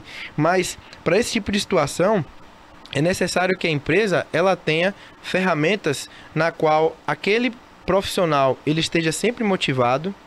Ela precisa ter ferramentas para acompanhar a produtividade daquele profissional. E, na minha visão, na minha opinião, o que a empresa deveria buscar são os resultados. Porque, às vezes, a pessoa realmente ela não está num dia bom, naquele dia ela não está muito produtiva. Mas aí aconteceu alguma situação, tomou um café, levantou um pouco, deu uma volta, tal, deu uma caminhada. E quando voltou, ela conseguiu ter a resposta para resolver o problema que ela estava ali há 1 ou 2 horas na frente do computador sem conseguir resolver. Isso também acontece muito, né? Então, se a gente focar em obter os resultados, eu acho que essa fiscalização do home office ela vai se tornar mais branda, né? De uma forma que tanto os gestores das empresas eles vão ter os resultados que eles precisam, quanto os profissionais eles também vão se beneficiar, né, de você estar num ambiente mais calmo, um ambiente mais cômodo, de você às vezes fazer a sua atividade num horário que seja mais produtivo para você. Eu particularmente tenho uma produtividade muito boa à noite, né? Tanto que as pessoas perguntam: professor, como é que você consegue durante o dia trabalhar lá com a programação e à noite você ainda vem para aqui dar aula? É porque naquele momento que eu estou dando aula, que para muitas pessoas talvez seria um momento de fadiga, de cansaço, é o momento que eu estou talvez com a minha mente mais ligada, mais produtiva, mais aberta para tá resolvendo problemas, tá construindo conhecimento, né? Então, nessa questão de algumas atividades poderem ser feitas na modalidade remota, a gente entra nesse conflito, né? É o conflito, a gente falou no início dos alunos com os professores, e também tem esse conflito dos gestores, né? Dos empresários com os colaboradores, né? Nesse sentido, né? E esse exemplo que o senhor deu, infelizmente pode acontecer. Você vai ter bons profissionais e maus profissionais todas as áreas, no presencial ou no remoto, né? Há profissionais que mesmo no presencial o cara vai para a empresa, passa o dia todo lá só bebendo café ou conversando, ou fofocando, e acaba não produzindo nada, né? Só que ele tá presencialmente na empresa, talvez ninguém perceba que naquele dia ele procrastinou, né? E no presencial, talvez, ou no home office, talvez isso ficasse mais evidente, né? Porque no final do dia ele teria lá 0 tarefas concluídas, né? Então, tem esses dilemas aí a serem resolvidos ainda. Agora, eu acho que essa semana inaugurou um novo site, né? Reformulou. Vocês contribuíram em que naquela reformulação? Eu não... Ele dá aula na UNEX. Eu fui graduado na UESC, né? Graduado e pós-graduado, né? Mas aí as atividades que eu exerço hoje são empresas privadas, na UNEX na Intellis. Agora, por exemplo, Itabuna e Ilhéus, duas cidades polo. Itabuna é a 160ª cidade do país. Itabuna é uma cidade inteligente ou falta muito para ser uma cidade inteligente? Falta muito para ser uma cidade inteligente. Apesar de a gente ter aqui na região, né, algumas faculdades, alguns centros universitários que proporcionam essa mão de obra na parte de tecnologia, na parte de engenharia, a gente ainda está muito longe de ser considerado uma cidade tecnológica, uma cidade inteligente. Por que isso? Infelizmente, muitos dos nossos processos, muito do que acontece no cotidiano da cidade ainda é burocrático, ainda é feito de forma manual. Você não tem nenhum processo de forma automatizada. E aí é isso que faz com que a gente ainda não seja considerado uma cidade inteligente. A gente não tem um monitoramento do trânsito, na qual, quando percebe-se que um determinado acidente aconteceu numa via, os agentes venham intervir para que aquela via não fique engarrafada. Não sei se vocês percebem, mas determinados horários aqui na nossa cidade o trânsito trava, né? O cidadão, para ele ter acesso a alguns serviços, infelizmente, ele fica às escuras, não há uma transparência dizendo em quais postos de saúde ele pode ter acesso a quais serviços, quais dias o médico daquela especialidade vai estar atuando. Geralmente, quando o cidadão ele procura a saúde na esfera pública, ele recebe uma resposta de que, venha tal dia para você ser agendado. Ou seja, não há automatização, não há eficiência em muito dos nossos serviços públicos que são prestados aqui em Itabuna. Não há nenhum serviço público com eficiência. Inclusive o próprio site da prefeitura, na minha opinião, deixa muito a desejar. E eu não vi nenhum candidato falar em investimentos em cidade inteligente também. Até agora não vi nenhuma proposta, né? A não ser o atual prefeito, né, que está prometendo aí fazer algumas obras. Mas não existe um projeto para a cidade. Não tem, infelizmente. Essa gravação que eu fiz aqui na Unime, que eu me referi há pouco, foi para tratar sobre isso, né? Cidade inteligente. Isso tem quase 10 anos. E olha, de lá para cá o que foi feito aqui. Estamos no mesmo ponto de 10 anos atrás, quando houve essa... O que se falou ali naquele momento é que tinha cidades que já estavam construindo prédios com impressora 3D, gigante, né? Construindo prédios já. Aqui a gente nem sabia o que era isso. Se falou muito em iluminação da cidade. Com sensores e câmeras para detectar a passagem de um veículo ali. Então, quer dizer, não é uma câmera só numa avenida. Em cada poste que tem uma lâmpada, tem uma câmera, né? Essa lâmpada. Então, se um carro cometer qualquer tipo de infração ao longo dessa avenida, ele seria detectado, e não só em um ponto, né? Aquelas câmeras, por sua vez, levam a informação daquele veículo imediatamente para, se fosse o caso daqui, né? O Detran, o CETRAN, né? E tudo ali se comunica. Não é uma coisa assim só para filmar, só para guardar a imagem. Não, é uma comunicação instantânea entre os órgãos, que passou por ali um carro que já cometeu um crime, um atropelamento, que lá na frente esse carro tem que ser apreendido e tal. Então é um conjunto de situações que é muito complexa para você pensar isso em Itabuna hoje, né? Hoje, o mínimo que a gente poderia ter aqui de inteligência e de cidade moderna seria a própria prefeitura modernizar seu sistema para atender melhor o contribuinte, né? O contribuinte podia fazer seus pagamentos diretamente de casa, podia resolver tudo. E nem isso a prefeitura faz, porque o site dela deixa muito a desejar. E olha que eles pagam caro a uma empresa até de Curitiba. A empresa de fora. Para manter esse site no ar.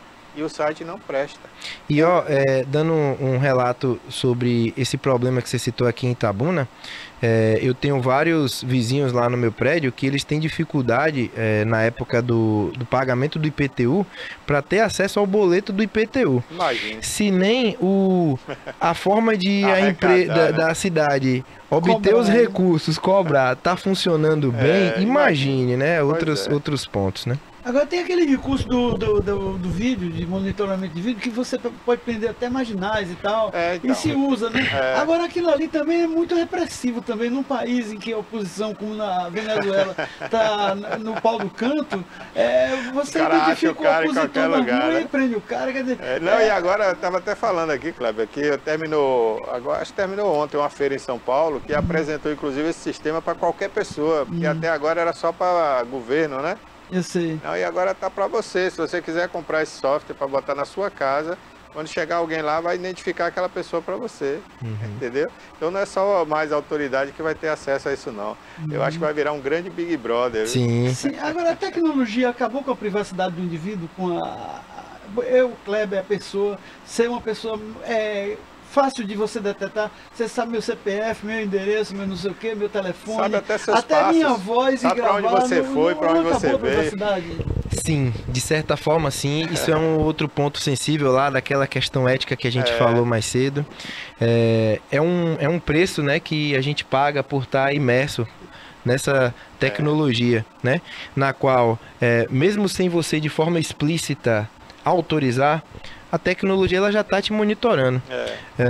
Por exemplo, eu recebo um e-mail mensal do Google, na qual ele me diz exatamente em todos os estabelecimentos comerciais que eu tive aqui na cidade. Todos os seus passos. E ele coloca até a localização do GPS. Ó, você esteve aqui, aqui, aqui e aqui. No dia tal, na hora tal. Infelizmente, sim. E ainda diz quantos quilômetros você andou, você rodou, se for de carro ou a pé, ainda dá essa identificação. Eles... É o timeline, um negócio desse, né? Isso, eles coletam algumas informações nossas, de forma autorizada ou não, enfim, eles estão coletando, e esse tipo de informação que ele consegue coletar, de certa forma, fere a nossa privacidade, sim, né?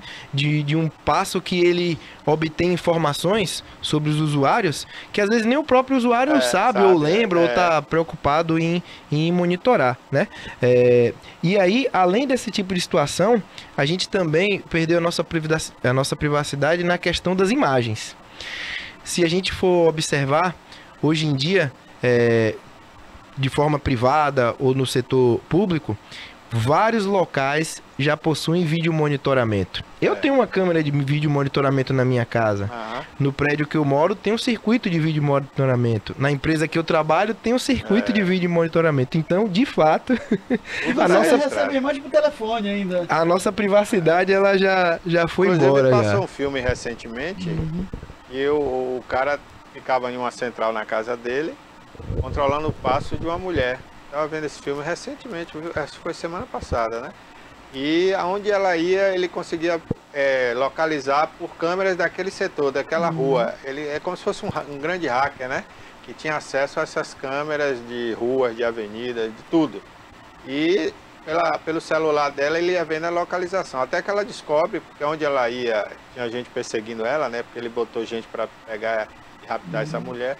E aí ela pega e joga o celular numa lata de lixo e tenta desaparecer, para que ele não soubesse a sua localização. Ainda nesse negócio de privacidade e tal, essa semana eu fui levar um computador para consertar, aí o cara me pediu a senha. Aí disse, o senhor não tem conta de banco não para mim coisa? Eu digo, não, eu não boto nada de banco aí e nem boto. Aí ele, e pornô, eu também não tem. Aí quer dizer, se eu passei pro cara aquilo ali, ele já entrou na minha vida também, né? Já, claro. E o uso do celular hoje, tem uma pesquisa ontem que estava na CNN, os caras conversando, 3 em cada 10 brasileiros não anda mais com telefone por causa das contas bancárias. Porque se ele for roubado ou hackeado, ele perde a senha e mas aí que é o negócio, você também, você na rua, você ficando sem um celular, você está desmontado, né? Porque você vai precisar pagar alguma coisa, às vezes o cartão não funciona, você teria o Pix, né? Aí você não paga. O cartão, hoje muita gente leva documento do carro, né? Identidade, carteira de motorista no celular. Então você fica, né? Desprevenido, digamos assim. A gente hoje em dia está muito dependente, né, do dispositivo, do celular principalmente, porque dentro dele acabou colocando um número de funcionalidades lá que veio substituir muita coisa, né? Antigamente você tinha uma câmera, carteira, relógio, calculadora, enfim, isso hoje em dia está tudo dentro do celular, inclusive os nossos documentos, né? É possível que você hoje dependendo da abordagem, você não precise mais andar com seu documento físico, nem para votar, nem para passar numa blitz, nem para fazer um embarque em um aeroporto. Então, realmente a gente está com... Eu também já. A gente está com essa dependência, né, do celular, que é muito grande. E o celular seu, ainda tem no seu relógio aqui, a gravação da sua pressão de como você dormiu e tal. Aí outra coisa sobre privacidade que pode ir pro beleléu na mão E hoje já está pessoa. vindo até aplicativos baseado no toque do seu dedo na tela desse aplicativo, ele vai lhe dizer como está a sua pressão arterial, sua glicose, uma série de coisas. Sim. É como se fosse um laboratóriozinho ali, sim, né? Sim. Eu até dei risada ontem que eu estava olhando na internet, o cara dizendo que o que precisava no celular já não precisa mais, porque inventaram uma capa do celular e tem um pente, onde você faz isso, ele aparece, aí você penteia o cabelo, o espelho já é o próprio celular, né? E ainda tem um porta-moedas aqui na capa, então quer dizer, porta-moeda e porta-cartão. Então, o que faltava ter no celular, fisicamente, já tem agora. Colocaram na capa. Interessante, viu? Olha, gente, estamos conversando aqui com o professor Pedro Borges, que é cientista da computação, e o Kleber Torres, que é o desse horário aqui, né, do TV News, que é o assunto é. Então, hoje a gente está aqui em conjunto entrevistando o professor Pedro sobre inteligência artificial. É um novo mundo que a gente está vivendo e a gente está tentando passar para você que ainda é leigo nesse assunto, né? Aonde essa inteligência está presente aí na sua vida e você às vezes não detectou ainda, né? Então tá aí tudo aí, tá no seu celular, no seu computador, marcando tudo o que você faz. E hoje, se alguém quiser saber de sua vida ali, souber pesquisar, vai encontrar toda a sua vida exposta ali, né? E tem gente que se surpreende. Outro dia eu vi um programa de televisão, não sei se foi na Europa, que eu assisto tudo, né? Eu assisto televisão do Japão, mesmo sem entender nada, mas assisto televisão da Europa. Eu estava vendo um programa onde o apresentador, ele ligou para uma pessoa pela rede social, né? Era um teste, vamos ver se essa pessoa sabe que eu sei a vida dela aqui. Ele pegou lá aquela pessoa aleatoriamente, alguém deu uma sugestão de nome, ele foi lá, apareceu aquela pessoa no aplicativo, né? De rede social. Ali ele viu a vida da pessoa toda, né? Porque ela posta ali, ele foi mostrando. Ela gosta desse restaurante, ela gosta desse prato, ela faz isso, ela faz aquilo. Porque ela mostrava tudo, a rotina dela toda. E aí ele liga para ela. E aí fala, olha, aqui é fulano, que foi seu colega e tal, você não lembra de mim? Ela, não, como não lembro, eu sei sua vida toda. E aí começou a falar as coisas que ela fazia. Você não gosta de ir no restaurante e tal? Ela, sim. Você já me viu lá? Já. Você que não me olha, você não me vê. E aí foi falando o carro dela, olha, eu sei que seu carro é tal modelo e tal. Aí depois que falou a vida dela toda, né? Ela, mas como assim? Você sabe minha vida toda e eu não te conheço? Aí ele falou, mas você nunca postou isso em lugar nenhum, não? Aí ela se tocou, né? Ela falou, você tá olhando minha rede social, mas você me conhece mesmo. Então, quer dizer, ficou aquela situação. Porque você pode provar para a pessoa que você sabe a vida dela inteira. Sim. E ela não se dá conta, ela acha que não, né? É impossível você saber. Como? Você está postando tudo ali. Tem até um meme que lá com minha turma a gente dá risada de vez em quando, que demonstra o diálogo de como seria o atendente se você ligasse para uma pizzaria do Google, né? Você ligava para a pizzaria, aí falava... Antes de você falar qualquer coisa, ele respondia, olá, Pedro. Como assim, você sabe meu nome? Sim, eu sei seu nome. Tudo bem? Daqui a pouco você tem um compromisso lá na entrevista da TVI. Oxe, como é que você sabe que eu tenho esse compromisso? Não se preocupe com isso, tá tudo certo. Você vai conseguir chegar a tempo. Em que posso lhe ajudar? Que pizza você gostaria? A mesma da semana passada? Semana passada? Eu não liguei pra você pedindo pizza. Eu sei, mas você ligou para outra pizzaria que fica perto da sua casa e você pagou no seu cartão. Inclusive, eu gostaria de saber qual vai ser a forma de pagamento, porque o seu cartão nesse momento está sem limite. Ou seja, ele sabe tudo, ele sabe mais coisas do que o próprio cara que está ligando, né? Então, dá para fazer um filme com isso aí. Dá. Eu tenho uma filha que ela era adolescente, 18 anos, 19 e tal. Ela entrava na internet, quando ela abria, entrava logo a propaganda. Até bebida para jovem o cara oferecia, né? Que aqueles vodkazinhas, não sei o quê, bebidas leves e tal, que vicia a pessoa a beber, rapaz. Aí, quer dizer, como ela gosta de ler, aí via propaganda de livro e tal. Aí já entrava o pacote também, como ele está dizendo aí. Esses dias eu estava vindo, né, de Ilhéus, conversando com uma pessoa, né, da minha família, e eu citei alguns números, né? Eu acho que a gente estava discutindo sobre o homem mais rico do mundo, e naquela oportunidade não era o Elon Musk, era acho que um mexicano, é dono da Claro. E aí eu citei cifras, né, do montante de dinheiro que ele tem. A Siri do meu aparelho, né, ela entrou na conversa, sem ninguém perguntar, ela estava só ouvindo, né? E aí quando eu citei o valor do dinheiro dele, ela me corrigiu e falou o valor correto com a cifra. Quer dizer, eu nem chamei ela na conversa. Então é por isso que o dono do Facebook, né, ele usa as câmeras com o esparadrapo, né? Desliga o microfone, porque ele sabe o perigo disso, né? E a gente não se toca, né? A câmera também do meu laptop é vedado também, para não estar me vendo também e tal. Agora eu estive conversando com um amigo também sobre tecnologia esses dias, ele disse, rapaz, eu converso com minha mulher algumas coisas assim particulares e tal, e produtos e tudo. Quando eu ligo o computador, aparece. Já está a oferta lá. É a inteligência artificial. Como é isso? Como é que chega isso, a inteligência artificial? Porque ele não estava com nada ligado. Isso funciona mais ou menos assim. Todo dispositivo que vocês usam, seja um celular, computador, uma TV, ele está coletando dados do que vocês estão fazendo. Mesmo você tapando a câmera do seu computador, se em algum momento você for lá e fizer uma busca assim, ó, sapato social, pronto. Tem um robozinho que está no navegador ali coletando esse tipo de informação. E a próxima interação que você for fazer com a tecnologia, seja na rede social, seja você mexer alguma coisa no seu celular, em algum site, ele vai de alguma forma lhe sugerir algum produto em cima daquilo que você estava falando. Acontece muito lá no trabalho às vezes, né? Quando a gente está batendo papo sobre alguma coisa, e aí, um dos colegas lá abre uma aba do navegador e naquela aba do navegador tá ofertas de produtos do que a equipe estava conversando naquele momento. Isso acontece muito. Falando da ética e da privacidade, ninguém autorizou que as grandes empresas coletassem esse tipo de informação.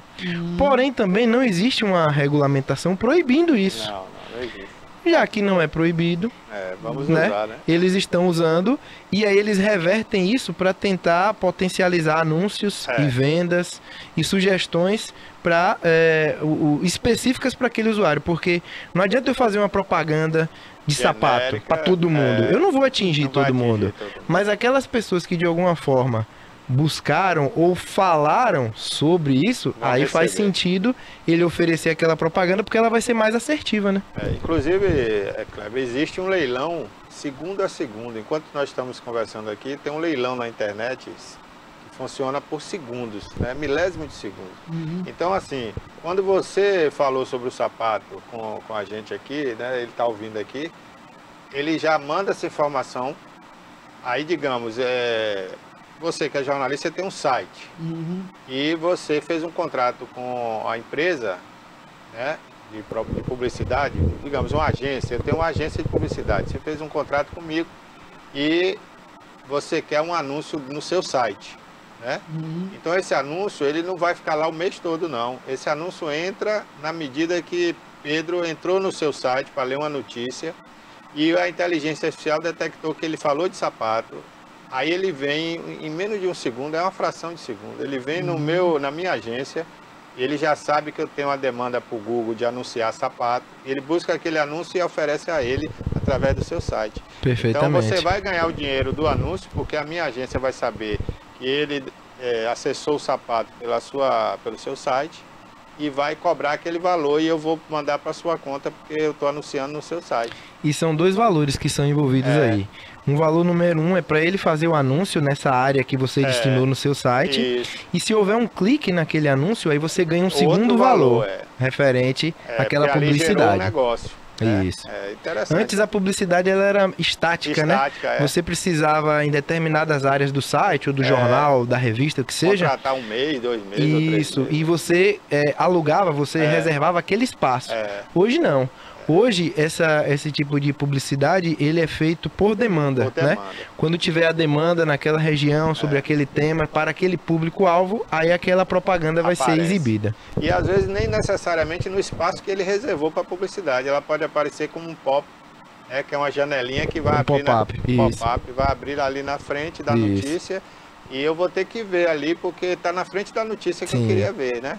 Então, é um negócio terrível. George Orwell, que escreveu 1984, ele previu o Grande Irmão, que era um controlador, um computador que controlava tudo e tal e tudo. E aí, até a notícia, ele trabalhava.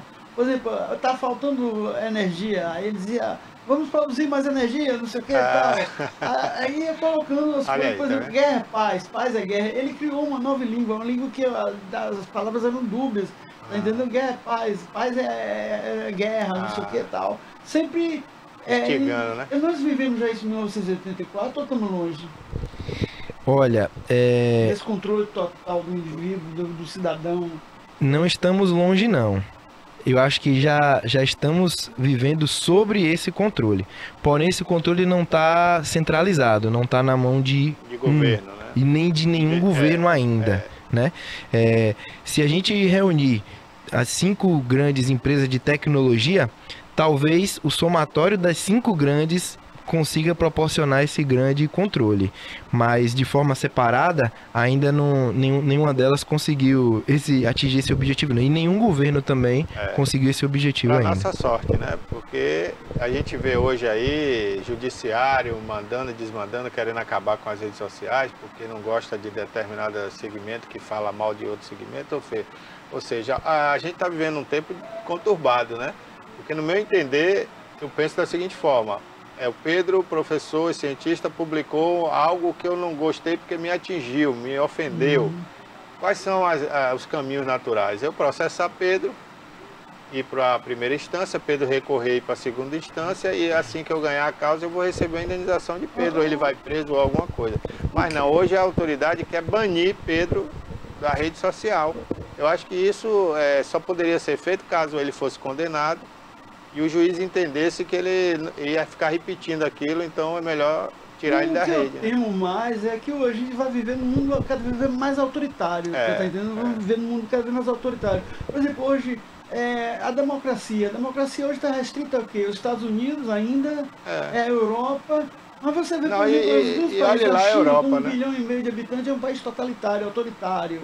Autocrático, a Índia é governada também por um sistema autoritário também.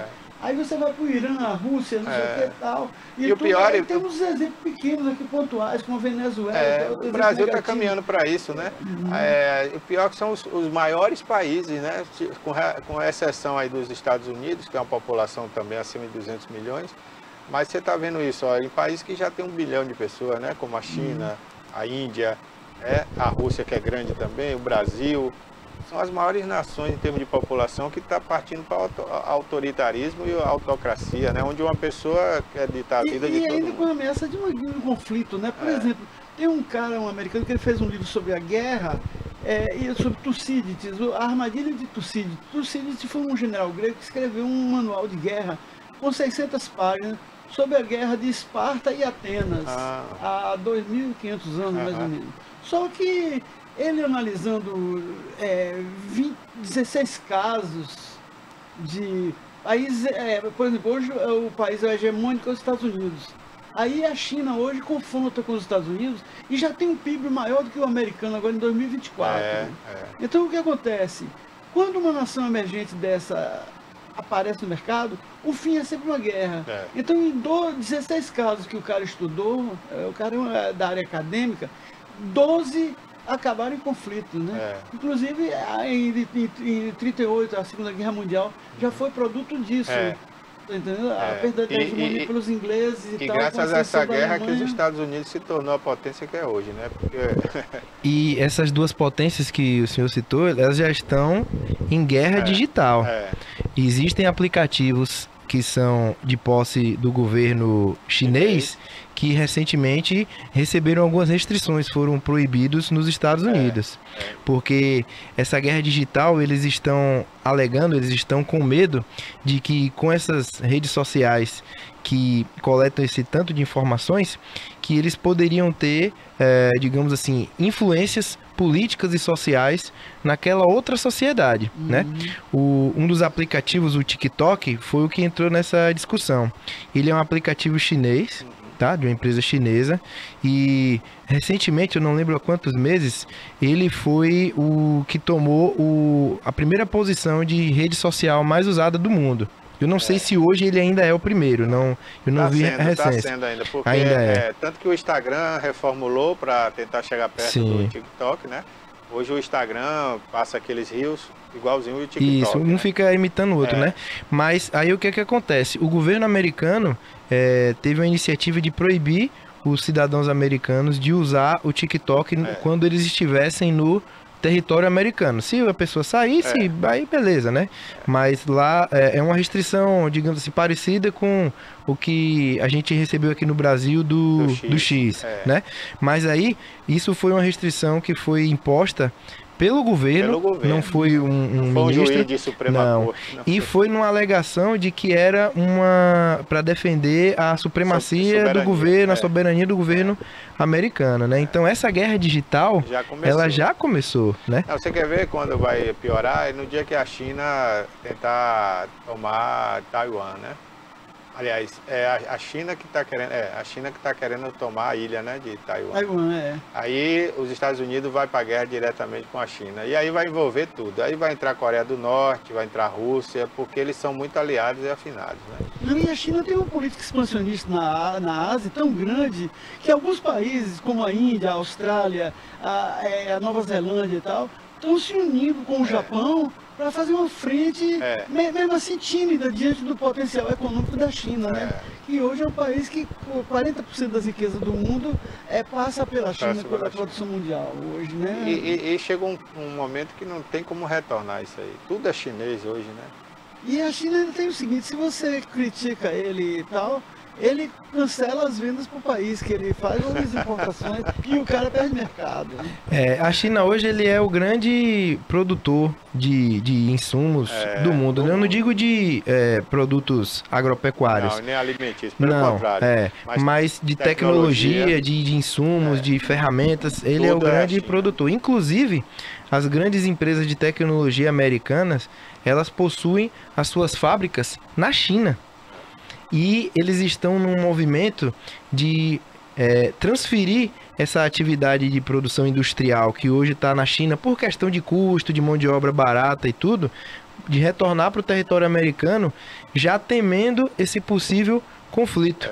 Imagine que se chegasse às vias de fato de um determinado confronto, empresas como Apple, Microsoft, Facebook, Google, elas ficariam reféns, porque os produtos que elas utilizam, que elas comercializam, estão lá na China. Elas perderiam essa produtividade. Eles estão nesse movimento de, mesmo encarecendo os custos, retornar essas mão de obra, essa indústria para o território americano. Esse desalento do branco americano desempregado e que foi marginalizado é que alimenta muito a ideologia de Trump e tal, como enfrentamento da oposição americana, da oposição dos Estados Unidos, sabe?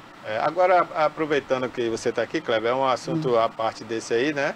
Mas anteontem, foi o presidente da Rússia colocou publicamente seu apoio à candidata do republicano, né? Aliás, do democrata, né? Aliás, a atual vice-presidente, né? E a imprensa norte-americana, que tem aquele viés ideológico, ela diz que isso não é verdade, que aquilo era só um blefe, né, atrapalhar as eleições dos Estados Unidos. Você acha que realmente o presidente russo apoiaria a candidata, uma vez que ele sempre apoiou o Trump? Olha, Putin vale uma nota de R$3, sabe? Ele vale uma nota de R$3. Tudo que ele diz é mentira. Ele está dizendo que apoia a mulher porque ele sabe que ele é indiretamente a favor de Trump, porque os dois têm algum viés ideológico parecido, sabe? A porra louquice, tudo isso, sabe? Eu acho que a mulher foi até melhor a entrada dela, porque quando estava Biden e Trump, eram dois anciões disputando a presidência do americano. Parecia até um asilo de velho que não estava disputando a presidência, tá entendendo? E os Estados Unidos não merecem isso, merecem renovação. O país teve um presidente como o John Kennedy, um cara jovem, 40 e poucos anos, sabe? Cheio de vida e tal. Mas aquele foi o único mais jovem, né, que morreu, né? Não, teve outros presidentes jovens também. Agora teve presidentes também. Não me lembro, não. Da década de 80 para cá, pelo menos, né? Foi Bush, foi o filho de Bush, né? O filho de Bush era meio jovem. O Obama não era velho o também. Obama era de 40 e poucos anos, 50. O Bill Clinton era um cara relativamente jovem, sabe? Eu acho que a política precisa de renovação. Como a política brasileira também precisa, sabe? É verdade. A gente precisa sair do mesmice, Lula, Bolsonaro e tal, e descobrir uma figura nova. Surgiu uma Massal aí, né? Não, Massal eu não acredito também não, porque eu acho que é meio porra louca também, sabe? Eu não sei, eu acho que ele tá fazendo um tipo, viu? Não, eu sou mais exigente com os políticos. Eu acho que ele tá fazendo um tipo ali para conquistar a direita. Não. A direita também precisa agilizar o discurso dela. Melhorar, esse discurso contra a vacina, contra não sei o quê, contra o negativismo e tal, eu acho idiota, sabe? Idiotismo não é prerrogativa de ninguém. Eu acho que se o cara quer fazer um discurso de direito, um discurso sério, ele combate a corrupção, ele defende a família, ele defenda a iniciativa privada, defenda a liberdade, a democracia, e não seja autoritário, tá entendendo? Porque também defender depois ser autoritário. Um discurso autoritário, eu não acredito, sabe? Aí a democracia é relativa, né? Como o Lula mesmo falou, né? O francês tem um ditadozinho fundamental que diz, rapaz, não tem bem mais caro que a liberdade. Rien ne vaut la liberté, sabe? Eu acho que eu vivo muito essa prerrogativa. Eu também. E não abro mão da minha independência, da minha... Tá entendendo? Por isso que eu estou revoltado com essas atitudes do judiciário. Quer dizer, judiciário, entre aspas, né? O Supremo Tribunal Federal, na verdade, nunca era para ser judiciário. O Supremo Tribunal Federal era um órgão para analisar se as leis brasileiras estavam dentro da Constituição Federal e respeitar a Constituição. Então, quando foi criado por Ulisses Guimarães, lá na Constituinte, o Supremo Tribunal Federal era com esse pensamento, com essa base, né? E hoje virou a terceira instância do Brasil e banalizou a justiça. Mas voltando aí, vamos lá para encerrar a entrevista com o Pedro, né? Pedro, muito obrigado, viu, por ter vindo aqui ao programa. E o espaço vai ficar sempre aberto aí para você voltar, para a gente discutir, né, essa questão da inteligência artificial, que está cada dia mais no nosso cotidiano, né? Não, eu agradeço, já é a segunda vez que eu participo aqui, né, de Um Momento na TV, já participei do podcast também com a doutora Alice. E aí, sempre que tiver uma oportunidade, a gente está debatendo, né, sobre tecnologia, educação, essa parte de informática, de sistemas. Estou à disposição aí, é um prazer sempre vir aqui e falar, porque às vezes a gente não tem uma via, como vocês mesmo mencionaram, nenhum dos candidatos está preocupado com esses assuntos que a gente abordou aqui hoje em dia, né? Infelizmente, né? Então sempre que tiver a oportunidade de estar falando sobre tecnologia, educação, pode contar com a minha presença, que será um grande prazer. É isso aí, muito obrigado. Olha, Kleber, para a gente encerrar o programa, aproveita o gancho que o Pedro deixou aí, já estão vivendo as eleições, né? O período eleitoral. Eu não vi proposta nenhuma, você também falou que não viu. Eu acho que o mínimo que eles deviam discutir aqui, né, seria, no mínimo do mínimo, né? Já que a gente não pode falar numa cidade inteligente, era melhorar a questão da comunicação nos órgãos públicos, nas escolas, né? O que você acha? Melhorar a comunicação nas escolas e também na área da saúde, né? A Bahia deu um passo agora com o Ministério da Saúde para avançar na tecnologia digital. Você ter, por exemplo, um prontuário comum em todas as unidades da rede de saúde, você ter os seus medicamentos lá já anotados. Quando você chegar no hospital, o hospital teria, por exemplo, já saberia qual é o seu tipo de sangue, qual é a doença que você tem, precedente, o que é os seus sintomas e tudo. Ficaria muito melhor o atendimento e você já teria um direcionamento de saúde. Agora, vamos investir numa cidade inteligente, que de burrice já basta, saturados, já basta, né, Kleber? Tá certo. Olha, a gente está encerrando já o programa, Kleber, estamos chegando ao finalzinho. Hoje tem seleção brasileira de futebol jogando contra o Equador. O jogo vai ser em Curitiba. Surpreendentemente, a CBF escolheu o estádio do Curitiba, né? O estádio Couto Pereira, e não escolheu a arena, né, do Atlético Paranaense. 2 jogadores já foram cortados da seleção por contusões, né? O Pedro, atacante que pertence ao Flamengo, e ontem o Militão, né? pertence ao Real Madrid, também foi cortado por se machucar, né? O Brasil está em 6º lugar na classificação geral das eliminatórias da Copa do Mundo. Precisa reagir. Nunca aconteceu uma campanha tão ruim quanto essa até agora, né? Onde o Brasil perdeu para outros candidatos à classificação, como Uruguai, Argentina, Colômbia, né? Acho que nós estamos em 6º lugar Empatou com Venezuela, é 6º lugar. Se terminasse hoje a classificação para a Copa do Mundo, o Brasil ia para a repescagem, né? E geralmente quem fica em 5º lugar disputa com os países da Oceania o lugarzinho ao sol na Copa do Mundo. Então o Brasil nunca ficou nessa posição, a gente precisa reagir. Eu acho que o Brasil ainda tem condições, tem futebol para isso, né? Para se classificar em primeiro lugar, como a gente sempre se classificou, né? O que você acha, Cláudio? Eu acho que a gente tem chance. Agora, pro Flamengo, o jeito é passar o ramo, porque teve 13 contusões graves esse ano já no time, sabe? Não, foi de Pedro, e o pior, viu, Kleber, aqui você falou no Flamengo, é a melhor equipe hoje do futebol brasileiro em termos de elenco, porque é um elenco caríssimo. É um elenco que podia ser colocado hoje em qualquer país da Europa para disputar a Champions League, para disputar qualquer campeonato. E não decola esse time já há alguns anos, né? Decolou a primeira vez com o português, o Jesus, Jorge Jesus. Depois que ele saiu, nenhum técnico conseguiu unir o útil ao agradável, ou seja, botar o melhor time para jogar o melhor futebol, né? Até já ganhou títulos com o Rogério Ceni no comando, com o Renato Gaúcho, com o próprio Dorival Júnior, mas não convenceu ninguém. Um time que tinha tudo para dar exibição de futebol e não consegue, né? Falta um dedo ali mágico, né? Eu acho que, eu não sei, eu tô até botando fé no Dorival Júnior, dá mais uma chance para ele, né? Ele foi bem nos últimos amistosos, né? Jogou contra a Espanha, né? Empatou e um jogo sem VAR, estranhamente, não tiraram o VAR, né? E a Espanha ganhou com um gol duvidoso, para coincidir mais ainda. E acho que empatou ou ganhou da Inglaterra, não foi? Eu não me lembro agora, mas ganhou com gol de Hendrick, não foi? Ou empatou? Não, esse da Inglaterra ganhou. Ganhou, não foi? E empatou com a Espanha também com gol de Hendrick, né? Aquele menino tem estrela, viu? Ele vai longe. Ô Kleber, para finalizar, dá alguma dica pra gente aí literária? Eu vou dar uma dica de cinema, né?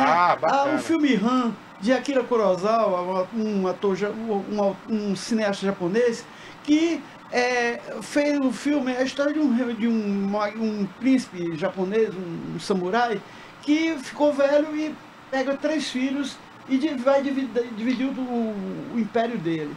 Isso gerou uma divisão tão grande que acabou numa guerra. E é a história do Rei Lear, de Shakespeare, transformada para o Oriente, né? Muito bonito o filme, as imagens e a história, que é interessante. E ensina também sobre a racionalidade da guerra. Bacana. É isso aí. Muito obrigado, Kleber. Até a semana que vem com o assunto Obrigado também. Obrigado, Pedro, também, viu? Eu que agradeço. Encheu meu tempo também, viu? Muito bom o conteúdo, né, Kleber? E a gente vai voltar a falar sobre esse tema aqui no programa, porque ficou muita coisa para perguntar ainda, né? E é uma coisa que as pessoas precisam se inteirar mais, né? A inteligência artificial, já, como eu disse, faz parte do nosso dia a dia. Não, e Itabuna, tem 39% da população de Itabuna vive de Bolsa Família.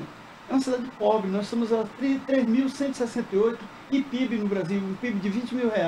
E Itabuna poderia ser um polo de tecnologia e de inteligência artificial até, de uso, para poder gerar emprego, gerar renda para essa população. E nós falta isso, falta um projeto estruturante para a cidade e falta isso, indústrias e empresas. Agora, antes mesmo da indústria, viu, Kleber, já que a indústria não quer vir para cá, né, porque não tem nenhum atrativo para essa indústria vir para cá, cabe aos governantes aí, prefeito, governador, trabalhar nessa ideia de gerar renda no próprio município, com as pessoas do próprio município. Como tem aqui hoje o polo da marcenaria, né? Tem mais de 50 marcenarias aí produzindo móveis. A gente podia criar um polo da tecnologia, né?